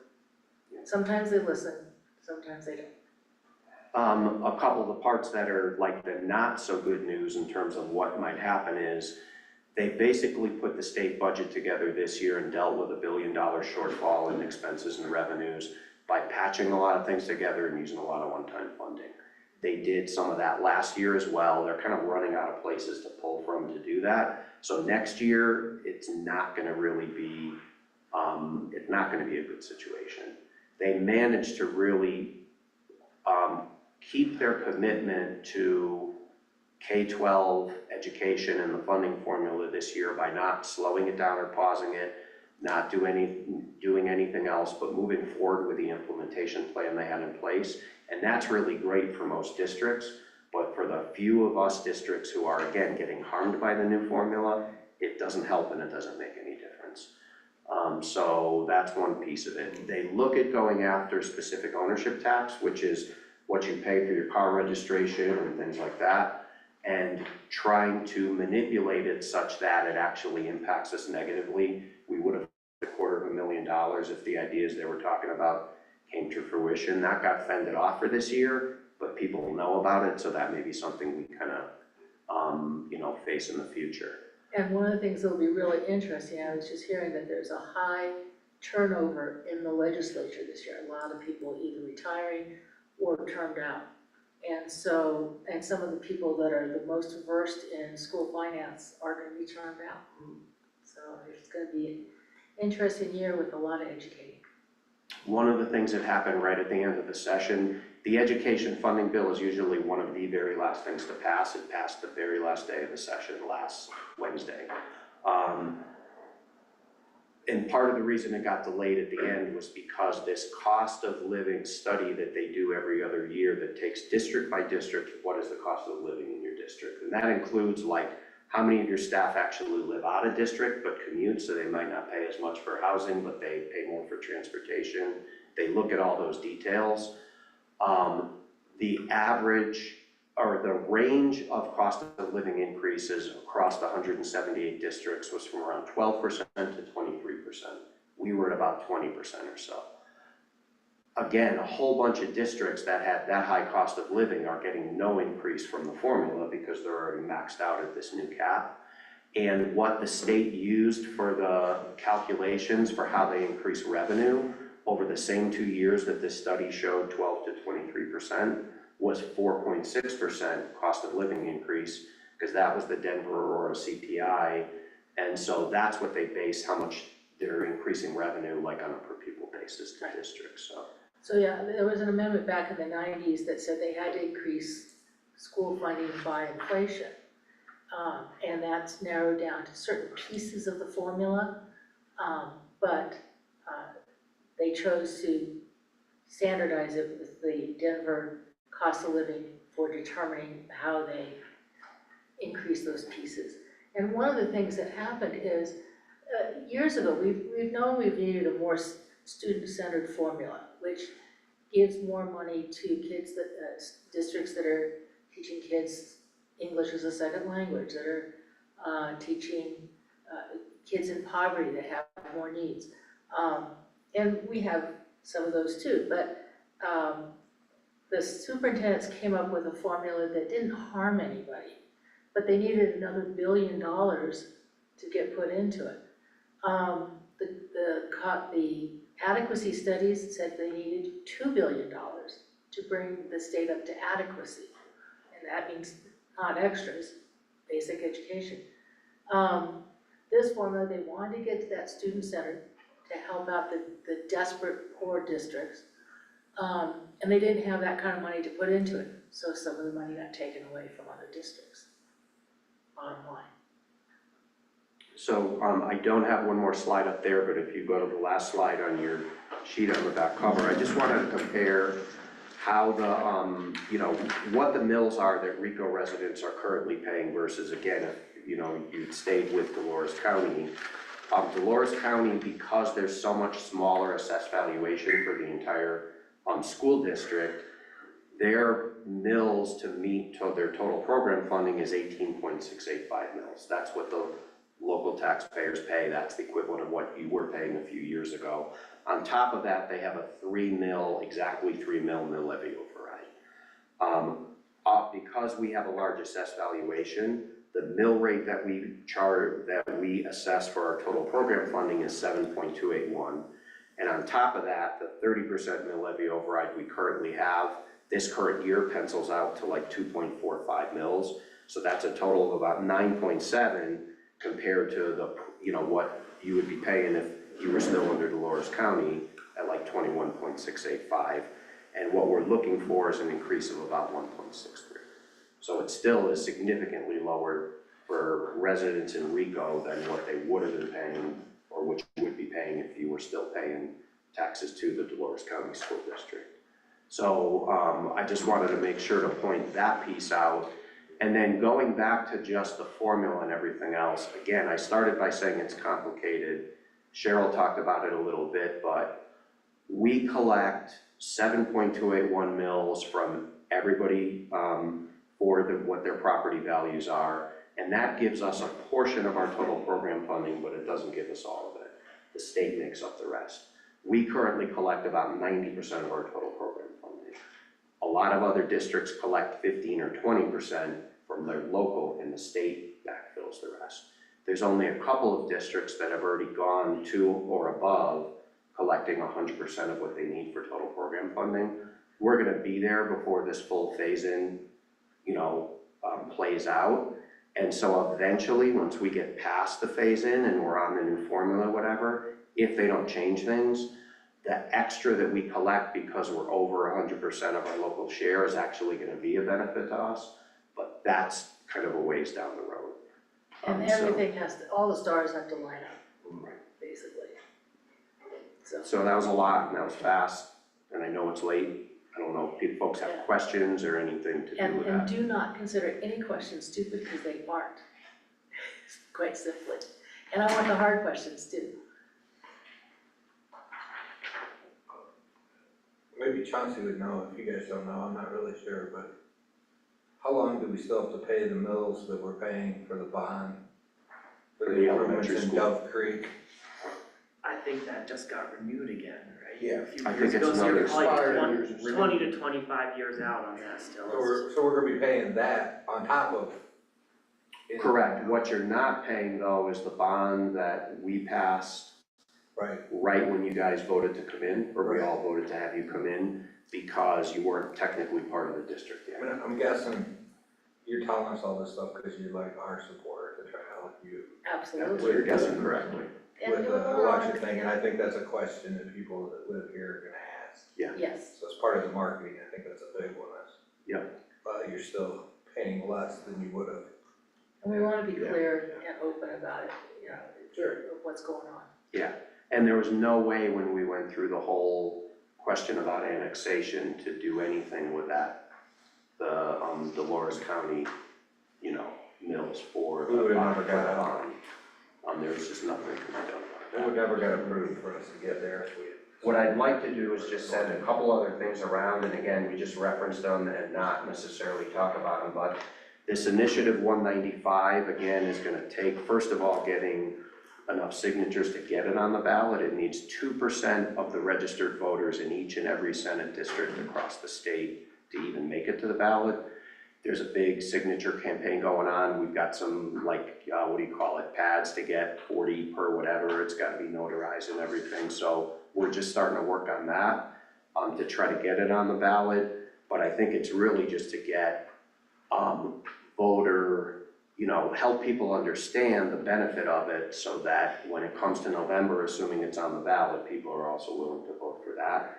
The one that's definitely gonna be on the ballot, the Tabor Cap one, is actually polling like 60% yes to 30% no right now. So that's actually got a really good chance. This one, mainly because people don't know as much about it yet, is polling anywhere between 47 to 55% yes.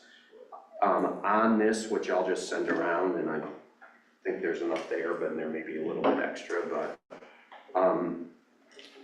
it has the actual chart that, people will see on the actual ballot question, and that shows, like, if you make this much money, this is what's gonna happen with your taxes. So I think the belief is if that chart's right on the ballot question, people's eyes get drawn to a chart, they see I'm gonna benefit from this, and they see this helps public education, early childhood, healthcare. It should seem like people would be kind of in favor of kind of. And of necessity, because of what it is, changing the income tax, it is a constitutional amendment, so This is not just only a do you fact need sheet that goes 2% along in with each that, Senate so district, but you have to have 55% to pass. So it is definitely uphill, but for we're looking at, it's one piece of the puzzle that we really need. If you ended up with extra one there or not, Chauncey. Quick question. Yep. Yes. So what's your name? Cheryl Miller. Sure, really nice to meet you. It's just a basic question, just in terms of terminology. What's the term, or, what is it, the whole harvest, what does that term mean? So the legislature basically says, if you're gonna be harmed by our new legislature for a certain period of time, we're not gonna change your funding in this case. Okay. They're slowing down for us because they know we're the ones who are gonna lose a lot of revenue. They kind of said, you get to stay under the old formula and maybe get your voters to pass the mill levy override, and figure out how you're gonna solve your own problem before it's fully phased in, otherwise you'd start getting hurt right away. So it's basically a 6-year phase in, and so what they said is, we'll keep you that way so that you're not feeling the pain right away, and you could try to figure out solutions. Then when they, the next year, made yet another change, they came up with like, hold harmless 2.0, which was, we're gonna give you 3 years of the same funding, then you fall off a cliff because we've now kind of changed the rules. Okay. Jargon makes sense. Yeah. Okay. Well, thank you so much. Yeah, thank you. Yep. One more quick question. Yes.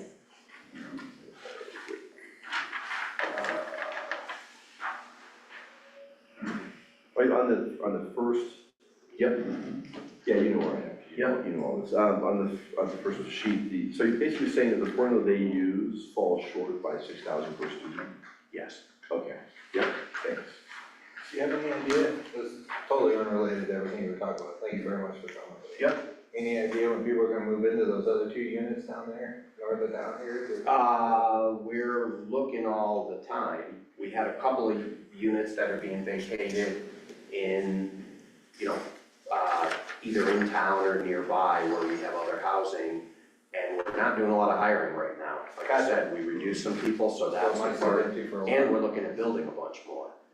But the people that are here are super happy. We know that over time, like as people retire and we do need to replace them, people have nowhere to live and can't. So we're gonna fill up the things that we have in our building, but these two are taking a little bit of time. Yeah. They are coming. It seems, Oh, yeah. I think we've got the septic worked out. Yeah. Thank you. Thank you. Thank you. Thank you both. Wake up my legs up. My leg waking up, Dan, sorry.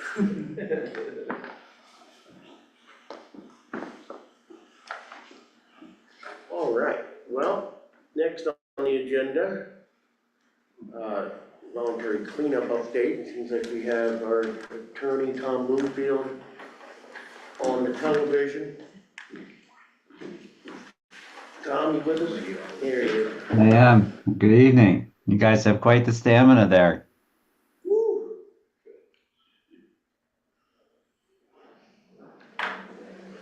What's happening?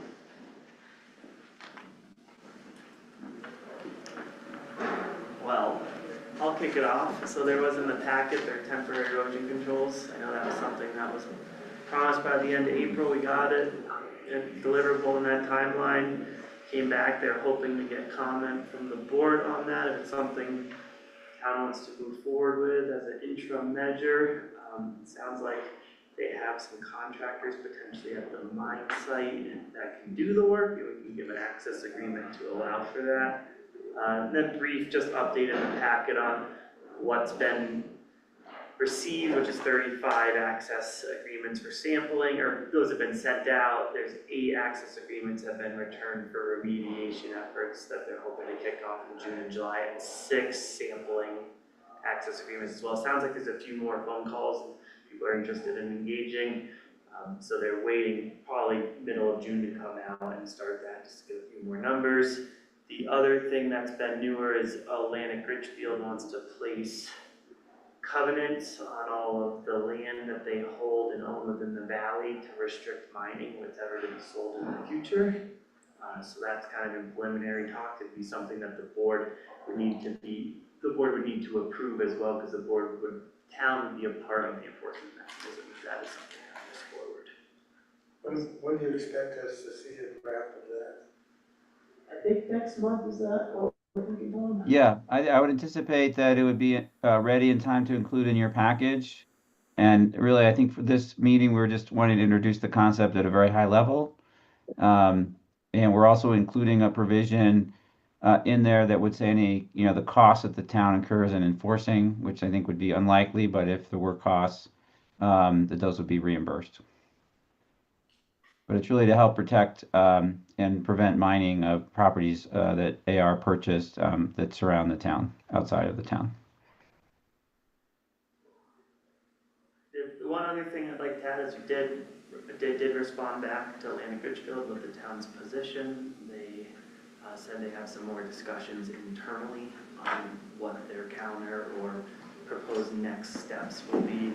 I know Mark Rudolph from the CDPHE has a meeting with Mike on Friday to discuss some parcels in the town, and is hopeful to kind of speak to him about moving that along, expediting it, since it is such a concern of the board. So hopefully we'll have additional information about that for the next month's meeting. Those are all updates I have. I'm just looking for feedback on the plans, controls that they're kind of proposing, and if there's any input from the board on next steps or things that should be presented back to Atlantic Richfield and future staff meetings with them. Wadley. So, are there specific areas in town that this plan covers, or is it all over town, or? It should be in the packet. No, it's just the specific areas that were flagged. There's construction sheets beyond that. So it would be, you can see on page like 226 of the packet, the call outs on Nance, Soda Street. So it shows the assumed drainage areas that are highlighted or circled polygons in purple, and then water locations. So it would be Soda, Nance, and Silver, kind of where we've seen the issues and where we have the most, I guess besides probably West Streetville and South Silver, where we have the kind of the most flow or velocity that's been creating these issues. And I believe the intent of the design or the stopgap measure is to place culverts to reduce velocity between each section to help with erosion.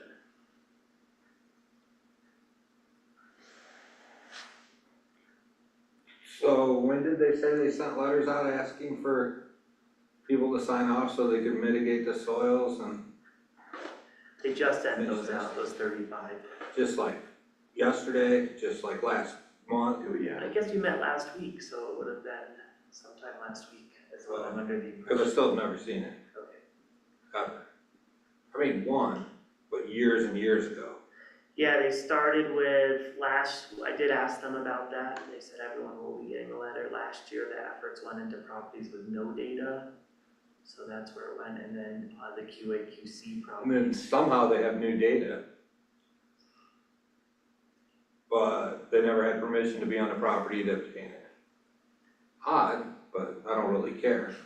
Yeah, I'm not certain about that instance. I mean, Mo and her bosses might care more than I do, but I don't give a shit. The other question I had is just, since it's V-Cup stuff, did we hire the guy that's gonna, I never saw a contract for him, or nothing ever needed to come back to the board? Not that I'm aware of, if you want to review it. I was just curious, normally before a town hires somebody, you see their contract or their agreement or something, but I guess since it's all pass-through expense, Yeah, it's a complete pass-through for that. does he have gear, just because it's late, is it XRF testing, is that what they do? Does he have that equipment? Not that I'm aware of. We have access to it through Tri-Hydro. He does have the license and qualifications per the B-Cup agreement to do the sampling and send it to a lab. I would suggest he should get one of those or maybe pass through expense to try to get one. So that when things happen on like the drainage on that street, we could test it right away and say, here's what it is, why are you not moving quicker? Yeah. Because they still haven't started changing anything on that, right? That was last October. So I mean, we're right on track for 3 to 5 years. Yeah, I think that having that firm hold an XRF would be very valuable, because I don't know. I mean, that's We were told that we have access to the Tri-Hydro stuff and they're part of the program, but I don't know what, we haven't used that or utilized that yet, so I don't know. I'm just saying it might speed things up when we had our own, like, here's what it is. But, I agree with you 100%. yeah, it seems like it'd be a pass-through expense, so. Maybe they just wanna go buy one and give it to us or him. I will close the loop on that conversation and follow up with you. Sounds good. That's all the really questions I have on the leaf. It seems like it's another month of nothing, so. Yeah, I'm Used done to wasting my breath on it, waddle if you got, I don't know what to tell you, it's as ridiculous as I said it was.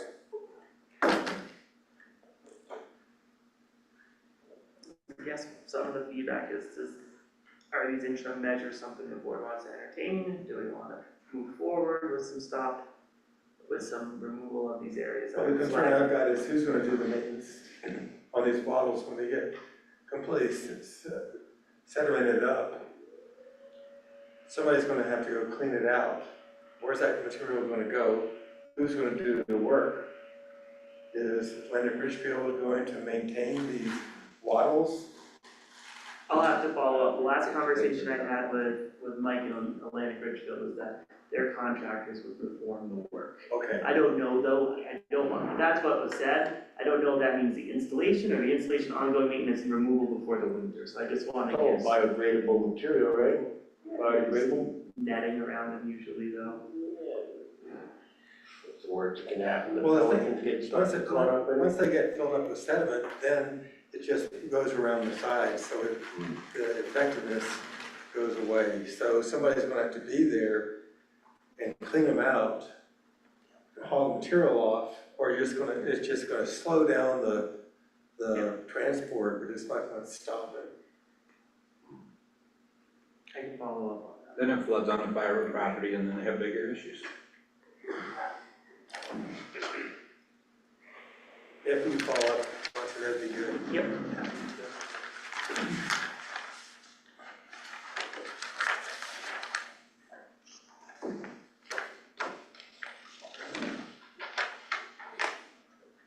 Anything else we need to talk about pertaining to B-Cup? No, not from my perspective. Thank you.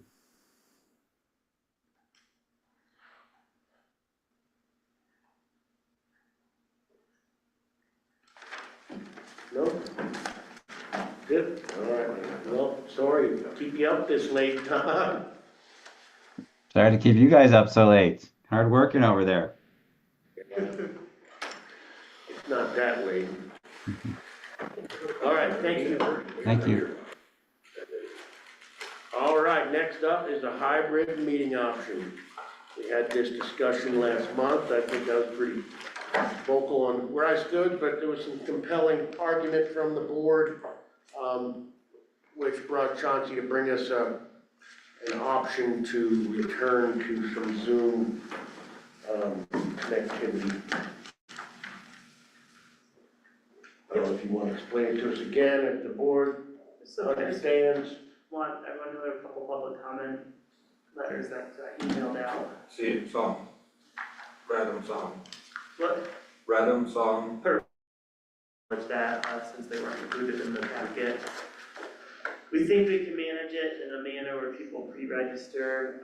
Through their pre-registration, they agree to a code of conduct. So if they're sharing a link, if they're interrupting or going beyond, or, things that we've run into before, they can be removed from the meeting for cause and not invited back or not able to sign up again.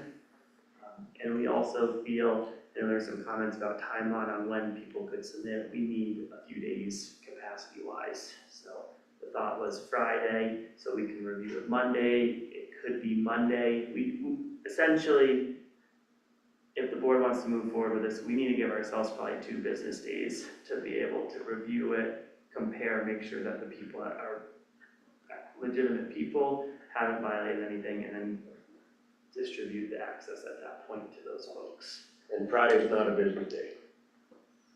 No, Friday's a business. We could, yeah. Well, Emails. not for us or staff or whatever. Friday's fine. Yeah, it's just, the biggest thing is people, and this is commonplace, most municipalities around us have a pre-registration requirement with a deadline.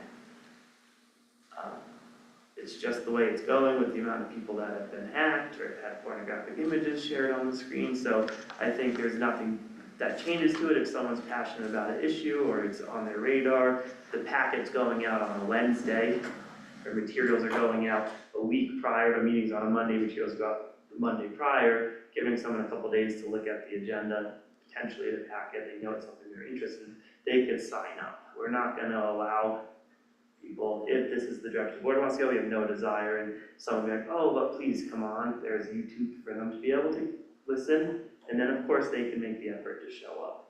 So this is something that we want to give people, they don't live here full time, and it's a development thing that's close to their property, whatever it may be, the opportunity to contribute, but not kind of a last minute knee-jerk reaction because of whatever. It's people, I think it necessitates prior planning because there is a burden on staff to manage this program. I think it's more complicated than it needs to be, and I think if we simplify it, it would make less work for staff and make it easier for the public. I talked to Shallow Oliver about how she does it with Dolores County, and they have more potential Zoomers than we do. When people register, she just says that she doesn't know who they are. She'll just ask, why do you want to, curious, why, and she does this all by email.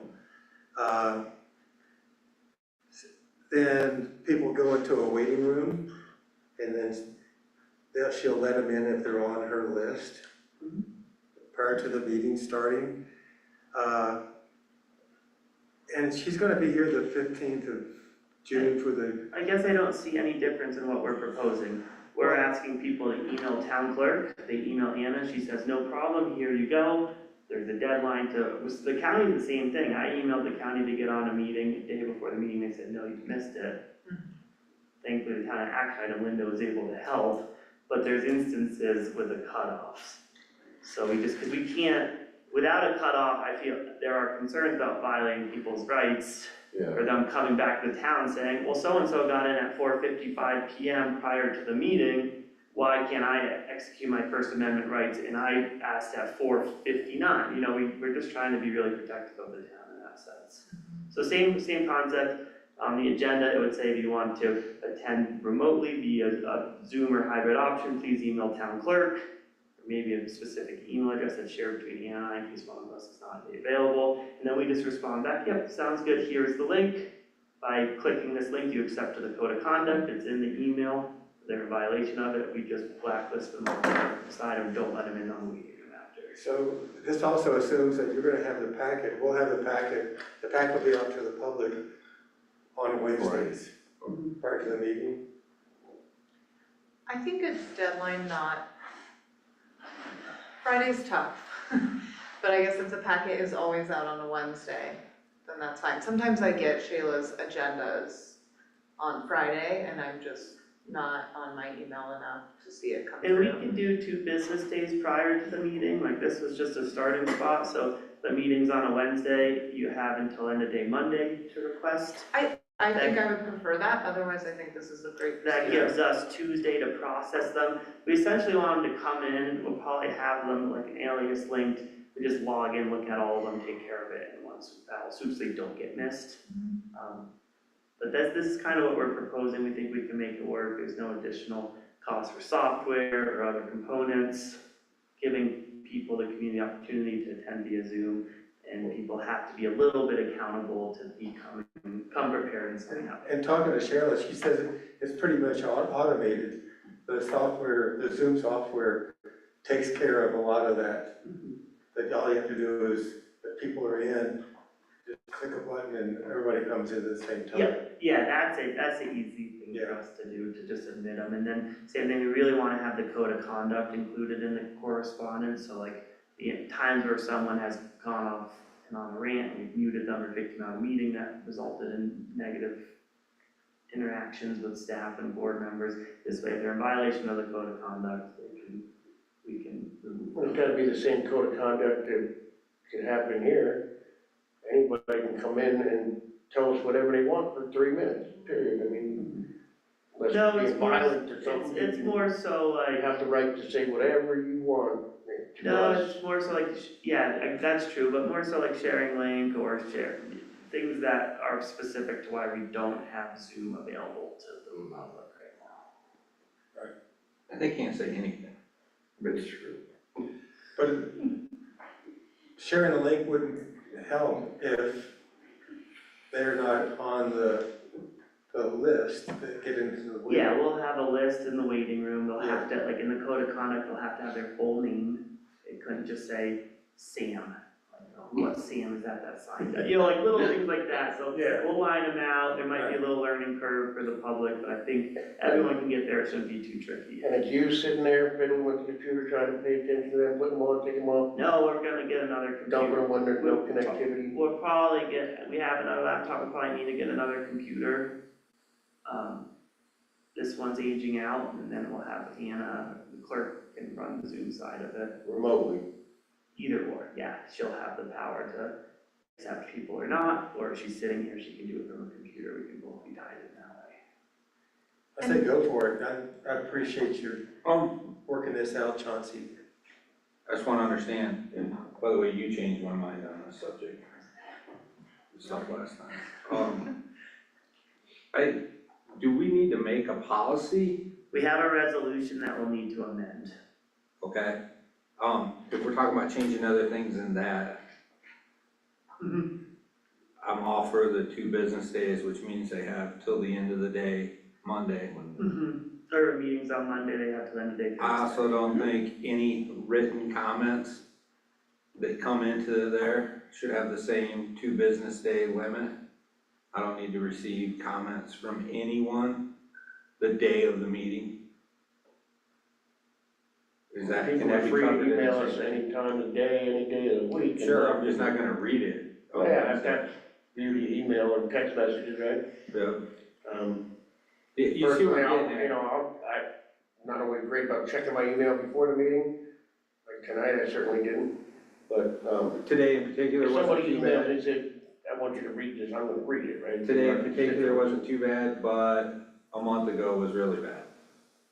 Lots of stuff came in hours before the meeting. Yeah, That's, I mean, if it's coming to us to our town email is one thing, if Chauncey's supplementing our packet with it at the last minute, I'm not gonna agree with that, so. so I don't know if that's something to put in this. Yeah, let me just look into it. And the other thing, that this is just suggestions from me. I don't know if anybody else will agree or not.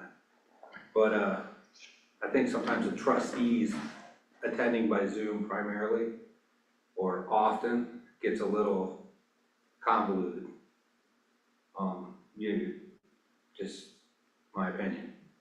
So I think in the policy, there should be a thing, I believe, isn't it our home rule charter, or I think it's that, it says, a trustee can miss 3 meetings unexcused.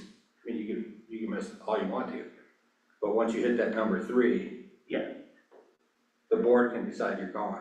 We have there is something in the resolution, I don't have it in front of me, that states like trustees are expected to attend the meeting if they're in town. This isn't an opportunity. Essentially, that it would be preferred. I think we should go to the next level and say, you get 3 Zoom meetings a year too. I think we should be careful of that if we are talking about having twice per month meetings, because in all honesty, I've built out my entire term around Once, our yeah. Wednesday scheduled meetings. Okay. I didn't So- haven't had that discussion yet either, so. Maybe then, I was thinking 3 when I first thought of this, because monthly meetings, maybe you're right, maybe it's 6. 6 and 3, I mean, that's 9 meetings through the year that you're attending by Zoom or you're missing. And the way the charter's written, it's exactly like you said, an unexcused absence, which to me is a no call, no show. If you can say, I need excused from tonight's meeting, I have, whatever. That's why I worded mine at the beginning of the meeting the way I did. So, yeah, you could have a dozen absences for the year, they're excused technically per the charter, so, and we've seen And I won't be here, almost that behavior in the past with people, so. and I won't be here next month, so I completely. But you're excused. So you guys can make whatever for a number of meetings and whether you're gonna have 2 or not, Start that 2 was just meetings my a month, suggestion. I mean, if we go to 2, I think it's because you're gonna have a planned hard stop at 9 PM.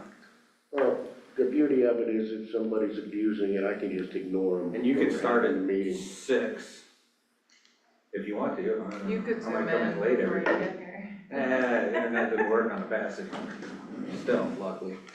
But I like the way you think. Are you ready for public comment, really briefly? Sorry to interrupt, but I'm fading too. Public comment? Oh, were you just interrupting our meeting, trying to get your turn or what? Exactly. Come on. Thank you. Nicole Petersa, I think you guys should do, and I'm confident you can do whatever you need to encourage participation by the public and also encourage people to be on the board. It's hard, there's not a lot of people that run, seats get filled because nobody else is running, just, vacancies get filled and uncontested elections. I just think it's really important to embrace any technology we can get to increase participation. And I think that, I guess I don't understand, if there's a list of people who violated and they cannot attend via Zoom anymore because they violated the Zoom policy, that should be a pretty short list and very easy and quick to check. I would propose that you guys should, give people through Tuesday, especially since Monday is often not a business day, at least 2 or 3 times a year. So there's those points. I would like to see the meetings maybe start half an hour earlier, 6:30. I think that every little bit helps. And yeah, I think as you guys are going through this process, if it seems like it's easy to do the comparison of who's registered for Zoom and who's on the no participation list, if that only takes a few minutes, then let people register through Tuesday. I don't know what you were describing about what's going on in Dolores County with them emailing people and asking them what they're gonna comment about or why or whatever. I don't think that's a good idea at all. Well, That kind of that's filtering is pretty risky, I think. That's just how she, if somebody she knows who you are, Mm-hmm. and you send in, you say you wanna do it, she doesn't, but if she doesn't recognize somebody, she says, she'll email them back and say, what's your interest in the meeting? If they say, I'm selling porn and I'm looking for more opportunities to sell, that's one thing, but if they say, I'm interested in this one topic, then she lets them in. And I That's think how she does it. I think that's still problematic, but. It's pretty restrictive. I think it's a very low risk that the meetings would get hijacked. I know it does happen, but it's a super small price to pay for, I've seen it twice. increasing participation. Not Yeah, just one I've person. seen it, Yeah. I mean, our meetings get hijacked by people who come in person, So, I agree. that can just happen. I would like to see you guys, I know you don't like time limits, Mr. Mayor, but I think that those would be a really good idea to just enforce across the board with the buzzer, give people a 30-second warning, give them 4 minutes if 3 minutes isn't enough, but just be super consistent there and cut people off because, yeah, we're all volunteers. Thank you. Thanks, Nicole. All right, we get through that one? Yeah, I think so, and honestly, I think if we find after months of trying this out, it's not working or the burden is too much, I fully expect staff to let us know. And we can reconsider then, I mean, we'll all be experiencing it, so I think it'll be obvious, but I'm perfectly comfortable calling this kind of a trial period or a probationary period of reintroducing technology to our meetings for everyone. All right, fair enough. Moving on, talks of water restrictions, I'm just gonna say real quick, you know, reading the newspaper, a lot of different places doing this, doing that, but it seems like part of the course is voluntary restrictions, which is what I brought up, Chauncey. I don't think we're in any position yet, we can always change that voluntary to some kind of water restriction. We anticipate a drought. Maybe we impose, Chauncey, in his newsletter, suggest people try to conserve water because we may be heading into a drought. I don't know. But Yeah, we were thinking at staff level, and I spoke with the mayor about this, just to kind of get involved and get ahead of it, like we're seeing in some neighboring communities, get some messaging out to the public, like if you do need to water, do it when it's dark out, like these type of things. And just let them know that we're doing it because of potential water scarcity, fire concern, all these things that affect our communities, surrounding communities, and getting in front of it so that way, if there was a call on the river, a reduction of what we could pump, whatever it may be hypothetically down the road, people understand this, they've lived with it a little bit, we could put punitive measures in place if it got to that. I have some confidence it won't get to that on our stretch of the river, but I think it's just a good measure and kind of get people understanding the severity of what is going on the western slope in the greater western United States, so. People are okay with that, like we're planning on actually sending out a paper newsletter with water bills into all accounts, just about the wildfire code, decom, like moving more than cubic yards, some things, some town code and ordinances that have changed that people aren't fully paying attention to, so we want to educate them on that. We put in this voluntary water restrictions in that too, so we can get it out next week when we do that. Yeah, I think honestly, they're just good practices and some people might not be aware of them. It might be a good reminder that it's not an unlimited resource and. I think most people are already aware, that's why I would hate to do anything, you know, mandatory. Obviously, people are entitled to what they're paying for every month. If you want to put it on their lawn, put it all on your lawn. You want to put it all in your toilet, put it in your toilet. It's your business, right? You're paying for it, sure. You know, if we start seeing excessive water use or, but you know, it's gonna come to be, oh, Gary's just sprinkling his lawn again. He doesn't take a bath, so he equaling it out, right? I mean, I just shower out. under the sprinkler. Exactly. Shower out on the lawn. Just because somebody's using water doesn't mean they're abusing it. It's not like that. I read like 4 articles in 3 different papers about voluntary water usage, restriction usage, you know, recommending you don't water after 9 in the morning and, you know, before 9 at night, whatever. We don't have a lot of water, some people water, you know, your garden, whatever, so. I think, yeah, voluntary, it's informative, some good practices. Yeah, you're welcome, I'll get you back. Awareness. Yep. I agree completely, sorry. No. Agree with you completely, and then I think you make the, whatever after the base amount that we have, if we have to go to that, we change that fee structure to something that's so expensive, we can pay for our sewer. I mean, I can tell you, I'm not a water conservation freak in my own everyday life, you know? I mean, I would try harder if we were heading into warm drought, whatever, but my family of 5 uses 5,000 gallons, I don't know if I get billed for 5,000 gallons a month. And it's been that way for a few years, I don't know why. You guys are too damn clean. TMI. Well, I mean, my ex-wife left the same, saying that everything running 24 hours a day and I'd only use 3,000 now. She gone and I use 5,000, I don't know.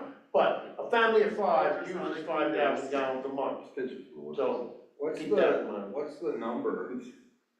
I'm just curious. 3,000 base rate? It's 3,000 is your base You rate? get 3,000, I would say, if, Anna probably knows better, but I'd say of 3,000 gallons, 80% of people fall below 3,000 or less. Maybe one or two If people. we decide to go with restrictions or something that you guys do next month, But see, if you go over 4, then you're at 5, right? maybe you go If you to go over 6,000. 4, You use 500. 6,000, you pay for it. 45. 45 goes to 5, but then you have those Been bumped 500 up for a banks couple for the months next, with a lot of watering. you know, it rounds up at the The water's 5. nice though. So if you use 4,500 gallons, you do build for 5,000 gallons. Usually If don't, you 'cause I'm use usually in bed another most of the time. 3,000 gallons, you're only gonna get billed, or another 3,500 gallons, it's gonna register as 3,000 gallons. It trues up that way. I don't even look at it, it's auto pay, I don't really care, but it seems like I get billed for 5,000 a month. One announcement, I should have made it earlier, but, next Wednesday at 5:30, the wildfire resiliency action plan is gonna be presented here. And for anybody that's interested in wildfire and its effects on Who's presenting it? the, well, the consultants are, but the Dolores Watershed Collaborative is sponsoring it. And there'd be a bunch of their consultants that come to do the presentation of what their findings Those are. guys that stole our water rights in the 60s? Huh? Just kidding. What is it titled again? The Dolores Wildfire- Watershed Coalition, not Resiliency. Dolores Water Conservation District. Oh. What is it? They used to be called DORF, but that wasn't allowed. It's called the RAP. Here, Wednesday. Wildfire 5:30. Ready Action Plan Okay. Results Meeting. All right. 5:30. That'll go out in the newsletter Reaction. tomorrow too. So Okay. there's flyers around town, maybe there's something online, it'll go out in the newsletter with that and a few other happenings and downgrading, so check your email. Do I get a homeowner's insurance discount if I participate? If it No. were up to me, I'd give you free insurance, free. I'll just buy my insurance from you. I think a motion to close the meeting. Good man. We'll have to work that out. All right, who's gonna motion to adjourn? You already did.